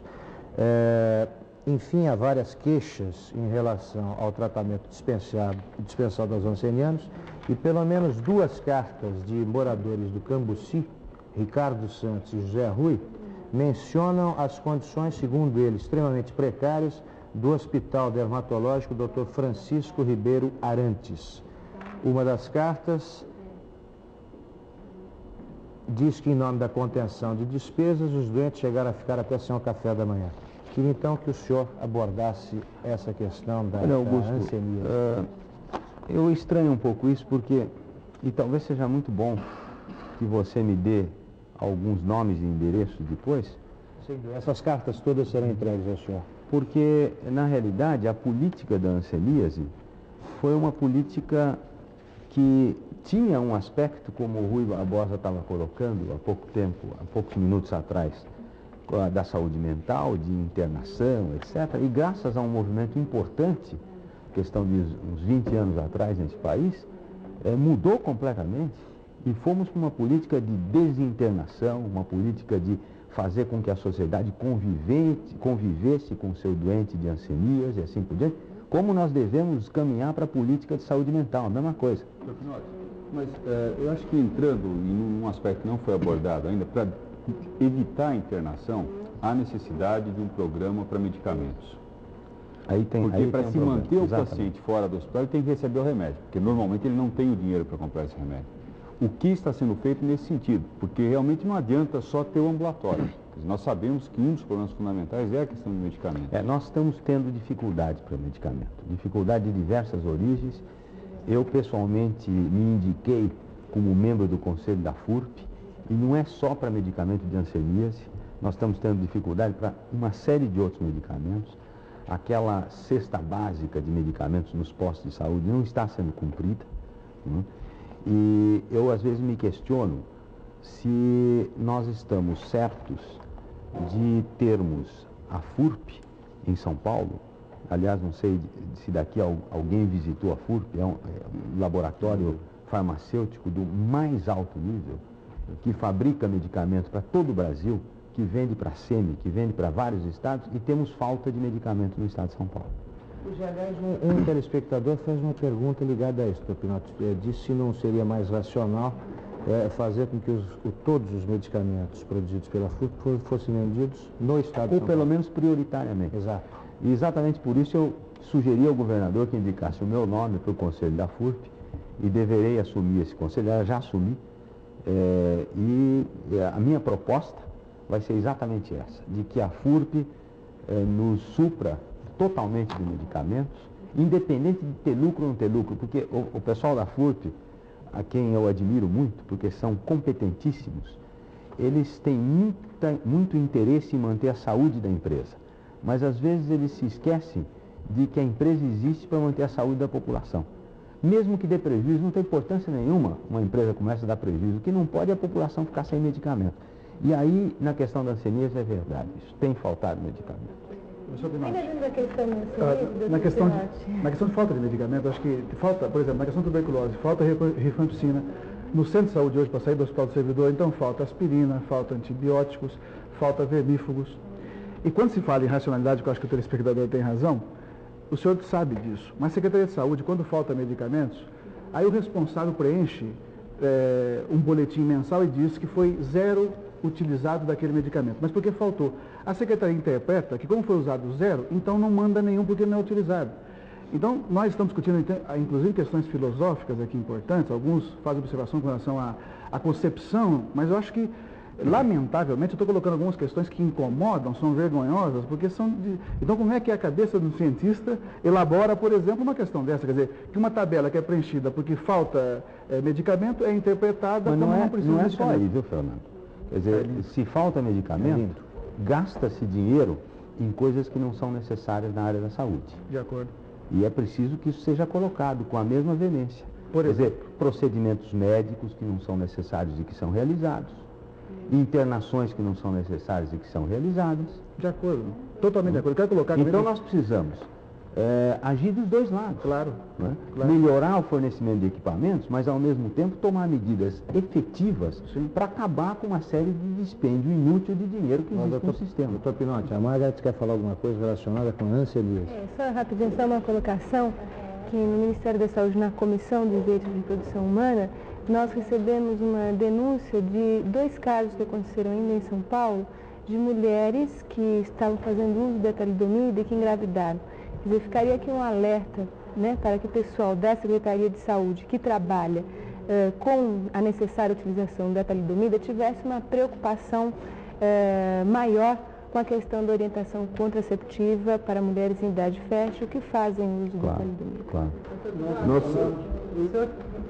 A competência tecnológica na área de medicamentos, como é que está? Alguns anos nós estávamos envolvidos em grandes projetos de independência. Pois é, Albiração. Isso parece que esfriou. A questão dos medicamentos caracteriza o trust mais eficiente e mais importante que é realizado nesse país. Porque ele começa com os fármacos básicos, que nós não temos, né? E termina na outra linha com um sistema de fazer a cabeça dos médicos através dos propagandistas que vão de consultório a consultório e que obrigam os médicos a receitarem aqui medicamentos que são de longe desnecessários. Então existe um enorme trust. Eu acho que tem que haver um ataque por 2 lados, a meu ver. O primeiro é de nós fabricarmos os produtos, através da química fina, os produtos básicos. A Unicamp entrou nisso, a pesquisa, a Codetec, o Rogério Cerqueira Leite, tem lá, começamos com 9 fármacos, mas parece que já estamos além de 30, e parece que com 100 nós temos uma certa independência. E por outro lado, nesse momento conjuntural, nós temos que ter uma lista básica de remédios que não pode faltar.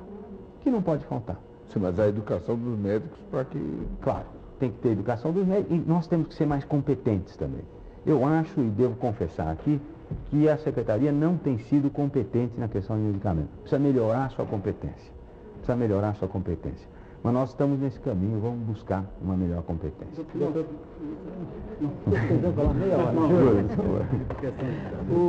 O senhor levantou falando dos usuários do sistema,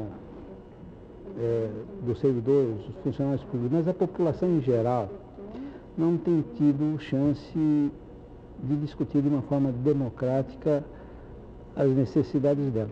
Por exemplo, os convênios com empresas. Quem decide se uma determinada empresa ou não, como o senhor falou lá em São Caetano, é o gerente ou o dono da própria empresa, e não os trabalhadores que serão os usuários desse mesmo sistema. O INAMPS, por exemplo, não poderia regulamentar uma forma de haver discussão. Os próprios trabalhadores, para que eles decidam se preferem o INAMPS ou a medicina de grupo, porque no fim das contas, se for um problema de alto risco, ou um problema de alta gravidade, problema psiquiátrico, por exemplo, acaba sendo repassado pelo próprio INAMPS. Cirurgia cardíaca também. Eu acho que você tem toda a razão. No seguinte sentido, a população não tem nenhum poder em relação às questões de saúde. O senhor daria poder a essa população? É o que eu quero mais fazer.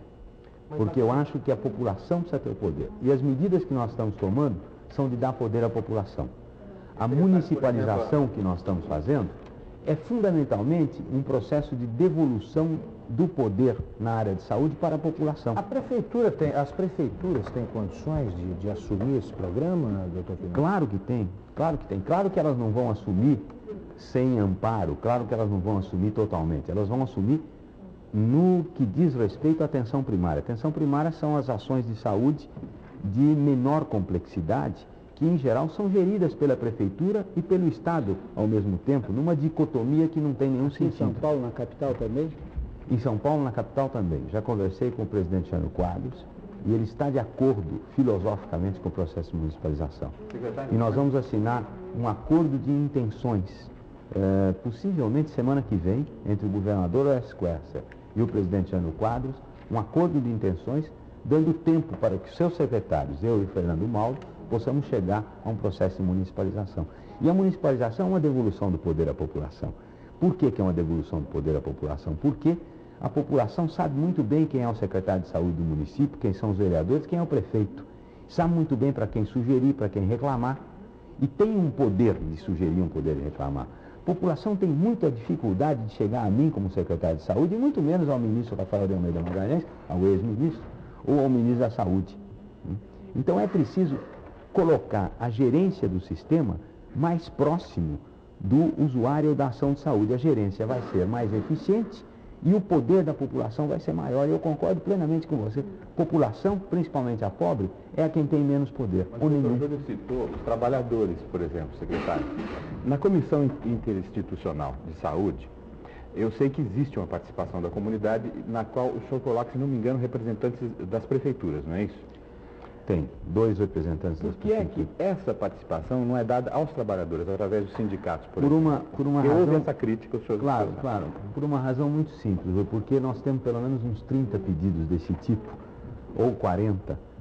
A Federação dos Hospitais, a Federação disso, a Associação dos Médicos Sanitaristas, etc, etc, etc. Quer dizer, se nós abrirmos a Comissão Interinstitucional de Saúde para todas essas possíveis presenças, ela vai se tornar alguma coisa não eficiente. Mas a gente está falando dos trabalhadores, né, secretário? Pois é, mas não são só os trabalhadores. Nós estamos criando, isso já foi aprovado na própria CIS, uma Câmara Consultiva da CIS. Aí sim, nessa Câmara Consultiva, nós vamos convidar todos os que, de alguma maneira, aspas e aspas, têm direito a participar da Câmara Consultiva. Doutor Pinotti, um minutinho só, Linda, aqui. Eu não queria, antes de passar a palavra até ao Carlos, que fez o primeiro aceno, eu queria, para não procurar considerar encerrada a questão da hanseníase. Como mais perguntas forem encaminhadas a respeito, queria que o senhor tentasse esgotar o assunto. Ivanir Caurim, que é o coordenador da campanha humanitária pró-hanseniana, como eu já disse, que está presente ao programa, exatamente, o senhor ali presente. Ele disse o seguinte, que ele gostaria de informar ao doutor Pinotti que os doentes de hanseníase que poderiam ser reintegrados à sociedade já o foram. E que o problema que mais o preocupa diz respeito aos que se encontram internados e que não têm condições de convívio social em consequência de mutilações, sequelas e da presença do próprio preconceito. Ele gostaria de saber o que o senhor pode fazer especificamente em relação a isso. E nos telefonou a telespectadora Mayune Adizaka, da Lapa, para mencionar também o caso Não, ela diz que informa que o único hospital especializado em cirurgia nessa área é o Padre Bento de Guarulhos e ainda se usa o formol e a marreta para a extração de ponta óssea, método especificado pela equipe médica como única alternativa, já que a serra apropriada não tem corte. É um exemplo, evidentemente, dramático. Eu gostaria, então, que o senhor falasse desse Olha, assunto. eu estou estranhando um pouco, porque se existe uma política adequada na Secretaria, é a política que se usa em relação às senias. Eu digo isso porque minha mãe, que é educadora sanitária, trabalhou no serviço de lepra durante um bom tempo. E eu participei um pouco naquele tempo que a deputada Conceição da Silva Neves era uma deputada que trabalhava com essa questão e participei um pouco, eu era jovenzinho, estudante de medicina, dessa luta que ocorreu para a mudança da política, que era uma política de internação, de discriminação e passou a ser uma política de absorção dos doentes com hanseníase na sociedade, etc. O produto disso é o Hospital Lauro de Souza Dias, em Bauru, né, que é um hospital, a meu ver, muito bom. Eu estive visitando esse hospital há poucos meses atrás e todos os doentes com sequelas de hanseníase podem ser tratados lá e só os doentes com sequelas são tratados lá. Não há nenhuma internação pelo indivíduo ser portador de hanseníase. Agora, eu estou me convencendo, dado o grande número de questões colocadas aí, de que talvez esteja havendo algum problema nessa área e eu tomo a liberdade de procurar agora acreditar nessas coisas que estão sendo colocadas e vou verificar, porque era um problema que... Perfeito. Okay. Carlos. Com relação à Câmara, eu gostaria, assim, porque houve uma modificação importante por parte do secretário, e o senhor fez um discurso que eu concordo totalmente, inclusive o Júlio levantou uma que é fundamental, que é o trabalhador, no caso, ele fazer a opção. A dificuldade está que para fazer opção, seja pelo INAMP, seja pela Secretaria de Saúde, na verdade, ele... Não é só medicina de grupo. Não, mas hoje, com a estadualização, ele poderia fazer pelo INAMP e Secretaria de Saúde conjuntamente, se esquivando e fugindo do convênio. E há uma tendência do movimento sindical, inclusive, em rejeitar a medicina de grupo. Agora, só que ainda não confia, de fato, no serviço público. Nessa perspectiva, quando o senhor disse que o poder deveria ser dado à população para que ela pudesse fiscalizar mais proximamente, o que todos nós concordamos, na sua gestão, pelo menos, não digo que é iniciativa sua, mas, por exemplo, a Câmara, que hoje é consultiva, na época do governo Montoro, ela era deliberativa, com a participação de sindicatos, com a participação de associações de bairros. Por favor. A Comissão Interinstitucional de Saúde? O decreto, eu não sei o nome que dá, da CIS São Paulo, é 59/87, que dizia que a Câmara deveria ser deliberativa. Olha, eu acho que você está enganado, porque eu assumi a CIS exatamente como me passou o IUNES. Eu não fiz nenhuma modificação na CIS. Eu tenho a CIS e presido a CIS que o IUNES me passou. Certo. Não tem nenhuma diferença. Porque na época não participava nenhum representante da iniciativa privada e hoje participa. Qual representante da iniciativa privada? Não, está previsto. Está previsto. Não, absolutamente. Um representante. A CIS é composta, se você quiser saber, por um representante do Ministério da Educação, por um representante do Ministério da Saúde, certo, por 2 representantes de prefeituras municipais, certo, escolhidos pelos seus pares, certo, pelo presidente da CIS, que é o secretário da Saúde. Isso. Ponto e basta. E a participação, e ela não era deliberativa anteriormente, agora consultiva? Ela tinha um caráter Não deliberativo. mudou nada. A CIS é deliberativa. O senhor acabou de dizer que ela era deliberativa. Eu acho que você está enganado. O que nós instituímos foi uma Câmara Consultiva acima da CIS. Doutor talvez seja isso. Que a discussão realmente está ficando um pouco impenetrável para nós. Não, acho que houve um erro de interpretação. A minha pergunta até, doutor Pinotti, me envergonha um pouco, porque eu acho que essas questões de saúde pública são importantíssimas, mas eu tenho uma curiosidade de cidadão comum que eu gostaria de perguntar para uma pessoa sensível e ao mesmo tempo ligada à saúde. É uma questão exatamente sobre as relações entre poder e saúde. Se diz que o poder corrompe, embora isso seja uma coisa meio complicada de se provar no Brasil, Mas uma coisa visível é que o poder adoece. E da onde eu estava vendo um ex-ministro e estava reparando que ele é fisicamente outra pessoa em relação a quando tomou o poder. O ministro Funaro. Era outra pessoa fisicamente em relação ao pré-cruzado, digamos assim. Então, eu acho que, sabe... Brescia também está com a fisionomia um pouco mais envelhecida. Mas é um negócio impressionante, sabe? Como fica massacrado, envelhecido, vincado o rosto de quem exerce o poder. Alguns acham que essas pessoas até merecem o rosto que terminam tendo, outros acham que não é tanto assim. Eu até lembro o caso do general Figueiredo, quando assumiu o poder, começou gloriosamente na capa da manchete, levantando 2 pezinhos, e com uma sunguinha que o Gabeira vai ficar muito feliz se na idade do general puder usar ainda, né? E depois saiu do poder por uma ponte de safena, que é o caminho de centenas de políticos e homens públicos. Por que o poder adoece, na sua opinião? Será que a hipertensão explica tudo? Bom, eu gostaria de responder de 2 maneiras a sua pergunta. O poder, não é que o poder adoece, o poder é extremamente estressante. Né? E você está sempre colocado na frente de decisões importantes que você tem que tomar e que nem sempre, ou quase nunca, não é, agradam todo mundo. E eu acho que o poder tem adoecido nesse país, e o poder está doente nesse país, porque é um poder sem rumo. Eu acho que uma das características básicas do nosso país nesse momento é que nós não temos um projeto para o Brasil. E uma pessoa dirigir um ministério ou dirigir um país sem um projeto, ela no mínimo sai com uma ponte de safena ou com algumas rugas na face.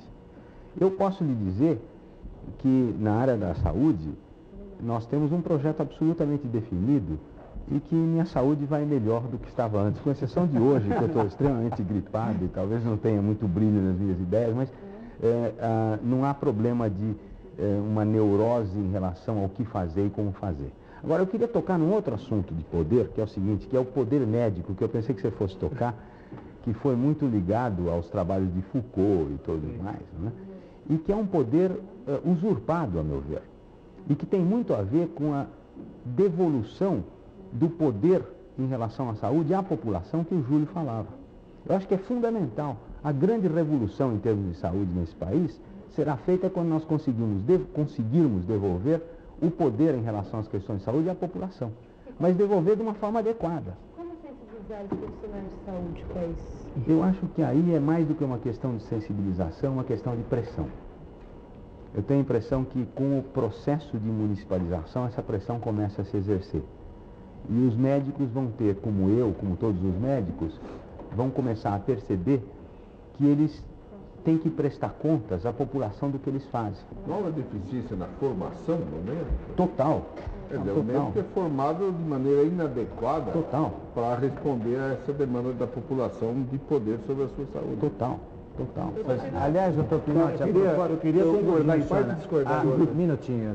A telespectadora Maria Lúcia Costenara, a propósito da Vila Prudente, pergunta se não seria possível algum tipo de esforço por parte de INAMPS para conscientizar os médicos da necessidade de que a população carente, sobretudo, fosse mais bem tratada. E ela usa essa expressão, essa população é tratada como se fosse composta de animais. Olha, você veja, essa senhora tem que saber que ela tem poder para exigir isso, né? Que basta ser uma cidadã brasileira para poder exigir que seja bem tratada. Agora, é também preciso que a população saiba o que é ser bem tratada ou o que é ser maltratada, né? Não é bem tratada uma doente que é alisada nos seus cabelos pelo médico, ou chamada por um nome carinhoso, ou coisas do gênero. É bem tratada aquela que é tratada dignamente e que tem o seu diagnóstico corretamente feito e seu tratamento corretamente feito. E para isso a população precisa conhecer quais são as suas necessidades. E a população não conhece. O poder começa por aí. E nós oferecermos para a população um conhecimento adequado das necessidades e dos direitos que ela tem. Por isso é que eu dei tanta importância, e me penitencio de não ter começado efetivamente ainda, o Júlio tem razão, ao programa de educação para a saúde da população. Porque acho que é outro passo importante para devolver o poder para a população. Professor Donati, eu queria concordar em devolver o poder à população. E 2 coisas. Primeiro, eu acho, por exemplo, que os médicos não têm o poder. Quem tem o poder é o Estado. E entre, por exemplo, como terminam aqueles que começam o governo, é muito mais lamentável o estado daquele que sofre as consequências das ações do governo, principalmente os ministros da economia. E com relação aqui, eu pedi que trouxesse esse documento, está escrito aqui uma resolução na sua gestão ainda, que aqui a data é 20 de 7 de 87, onde fala instituir câmaras consultivas, mas aqui como está impenetrável, então eu acho que a sua proposta aqui... Isso foi em acréscimo Assis, para deixar de ser impenetrável. Assis continua como era no governo anterior. Em acréscimo Assis se institui uma Câmara Consultiva. A Câmara antes era deliberativa, mas tudo bem, eu acho então que... Não muda. A CIS continua deliberativa. A Câmara é consultiva. Você não pode ter dois colegiados deliberativos tratando a mesma coisa. Veja, agora, com relação ao poder e pressionar os profissionais, eu queria dar um exemplo de pressão que está acontecendo com a municipalização. Essa proposta de centralização, que é dos profissionais de saúde, em Sumaré, quero dar nome aqui, em Sumaré, o prefeito está pressionando para que a diretora do centro de saúde seja transferida, assim como o seu marido, que é médico consultante, porque ele defende algumas posições que não são as mesmas políticas do prefeito. Você não pode pegar um exemplo em 572. Não, eu estou dando um exemplo... Claro que vai haver isso, mas eu posso te dar 50 exemplos contra o processo de centralização. Quer dizer, claro que em alguns lugares pode haver alguns problemas decorrentes da municipalização. Isso eu quero... Mas o que é importante é ver para onde a gente direciona e o que a gente quer. Exatamente. Né? E o prefeito não pode fazer isso, não.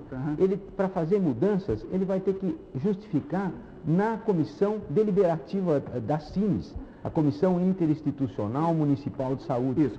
E se essas mudanças forem necessárias, o prefeito deve fazer sim, e por que não? Claro. Porque ele é o responsável pela saúde da população. Ele não é o único, mas ele também é. Mas também ele tem o maior poder. Agora, eu queria chegar nesse ponto. Na medida em que nós Qual é a pergunta? Não, para a gente poder...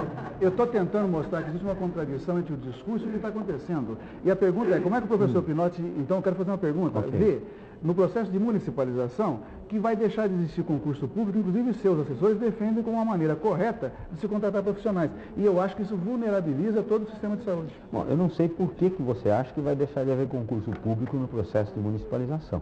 Porque pode-se continuar perfeitamente havendo concurso a critério público. do prefeito. E por que não?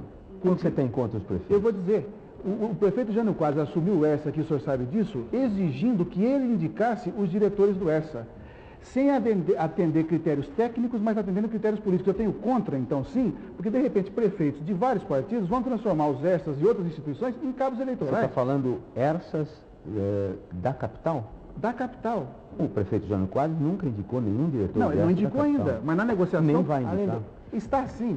Eu estou dizendo, doutor Pinotti, por favor, não, acho que ficou configurado que há duas opiniões distintas a respeito do mesmo assunto. Eu queria mudar um pouquinho de Nós temos só mais 10 minutos de programa. Perguntar rapidamente, veja, o senhor como secretário da Saúde, né, tendo como preocupação a higiene mental da população e tendo sido secretário da Educação, do Estado da Educação, quais sugestões que o senhor daria ao governador do Estado para que o professor pudesse realmente exercer um dos seus papéis como higienista mental?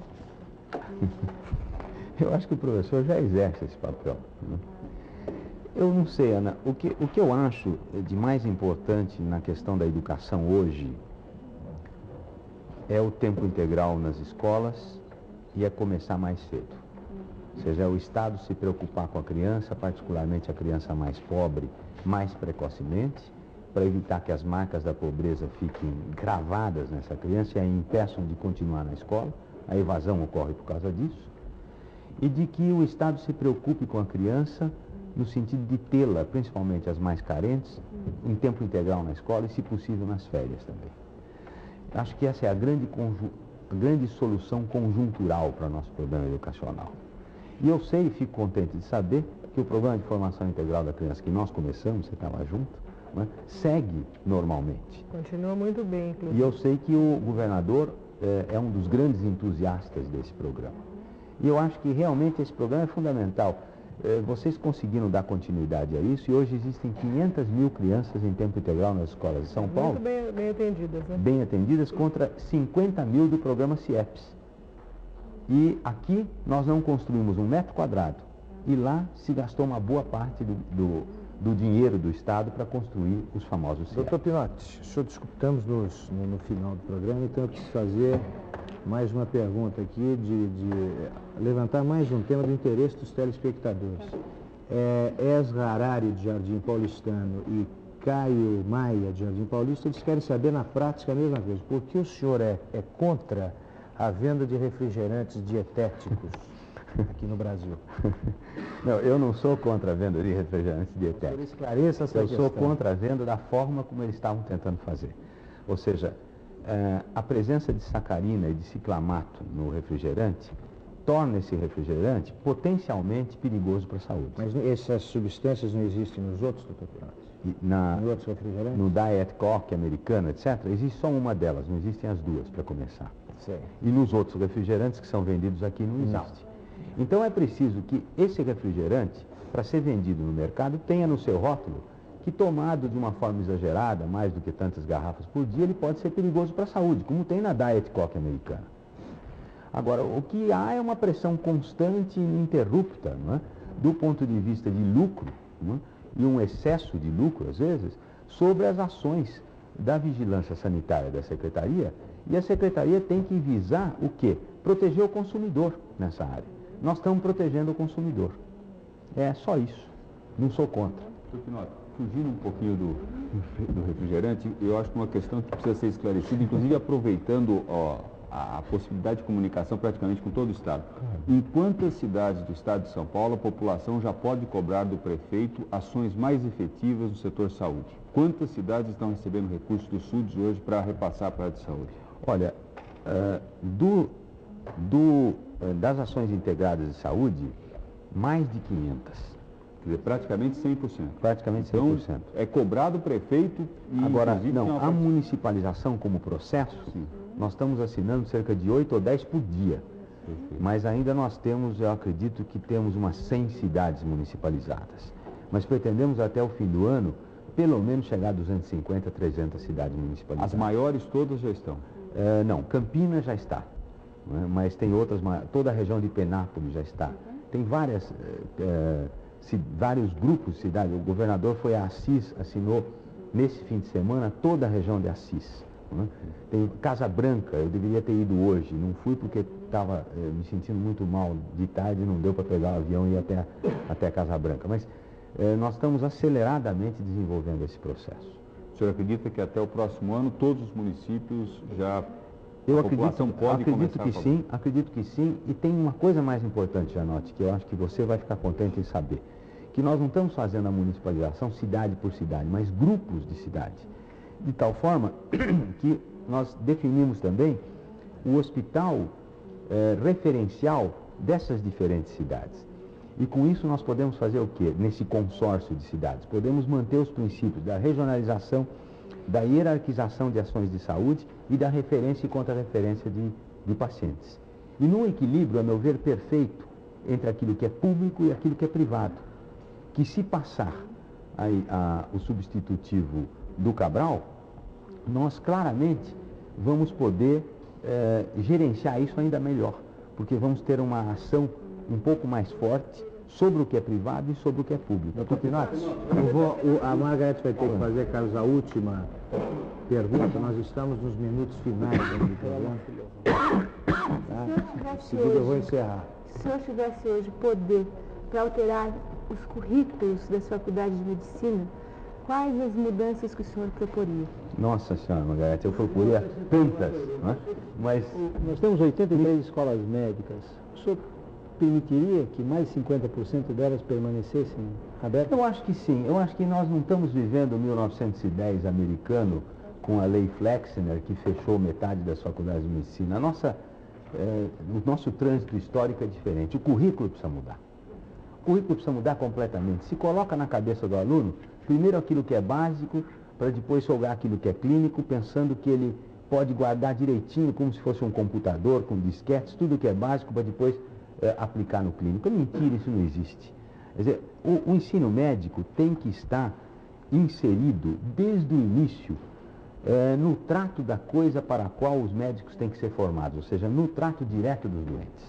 Porque medicina você não aprende na escola, você não aprende no quadro negro. Medicina é através do aprendizado direto, Dewey, começo do século, não é?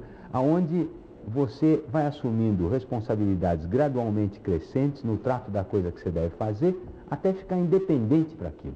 Isso é que é aprendizado da medicina. Por isso é que é preciso inserir o ensino médico no sistema de saúde como um todo. As escolas têm que derrubar os seus muros e espalhar o ensino pelo sistema de saúde. E é isso que nós queremos fazer, criando todo um relacionamento melhor entre as faculdades de medicina e o sistema de saúde, que nós estamos fazendo, a fim de que se possa utilizar a capacidade docente instalada do médico do centro de saúde, e que tem e que é grande. E nós, universitários, precisamos assumir que essa capacidade docente é importante e colocar os nossos alunos lá para que eles aprendam com ele. Doutor Pinotti, uma pergunta rápida, eu peço uma resposta rápida do Carlos Moraes para não ficar com remorso. Não, apenas para encerrar mesmo. Como cancerologista, sinceramente, francamente, concretamente, quais são as doenças que o senhor aponta nesse grande paciente que é o serviço público no Brasil, a partir da sua experiência como secretário nesses 7 meses? Fracionamento, e que felizmente agora está se unificando. Daí a importância do Sistema Unificado de Saúde, pena que nós não pudemos falar mais sobre isso. Depois um falso dilema entre o que é público e o que é privado. Nós precisamos saber conviver com o público e com o privado. Nós precisamos acabar com os defeitos do público, que são algumas vezes a negligência, a ociosidade, a falta de cumprimento dos deveres, como estabelecimento de horários próprios, etc. E precisamos acabar com o que é errado no privado, que é, às vezes, a ganância excessiva, às vezes a corrupção, que muitas vezes é até facilitada pelo público. Precisamos fazer essa convivência. E terceiro ponto é dar poder para a nossa população na área de saúde, ou seja, mas poder de fato, não poder de brincadeira. E poder de fato você vai dar somente quando a população conhecer as suas necessidades e os seus direitos na área de saúde. E é o que nós estamos tentando fazer na Secretaria de Saúde do Estado de São Paulo. Doutor Pinotti, normalmente neste programa nós anotamos apenas o nome e o bairro onde residem os telespectadores que nos telefonam. Agora, este programa teve realmente uma configuração especial. Inúmeros telespectadores telefonaram fazendo perguntas bastante específicas ao senhor, ligadas aos seus casos pessoais, que, como todo caso dramático, é especialmente importante para a pessoa que é afligida por ele. Então, eu vou pedir aos telespectadores que nos encaminharam perguntas que, por favor, encaminhem a mesma pergunta que é o programa Roda Viva na TV Cultura, com o seu endereço completo. Essas perguntas serão em seguida encaminhadas ao Dr. Pinotti, que com certeza tratará de respondê-las com a maior urgência. Agradeço profundamente a paciência do Dr. Pinotti e ao estoicismo com que suportou as 2 horas de programa, sendo que o Dr. Pinotti, no momento, está sofrendo de uma gripe bastante forte. Espero que o senhor se recupere rapidamente. Muito obrigado aos nossos entrevistadores, que realmente contribuíram para que esse programa tratasse de assuntos bastante importantes. Então, muito obrigado a todos. O programa Roda Viva volta na próxima segunda-feira, às 9h25 da noite. Boa noite.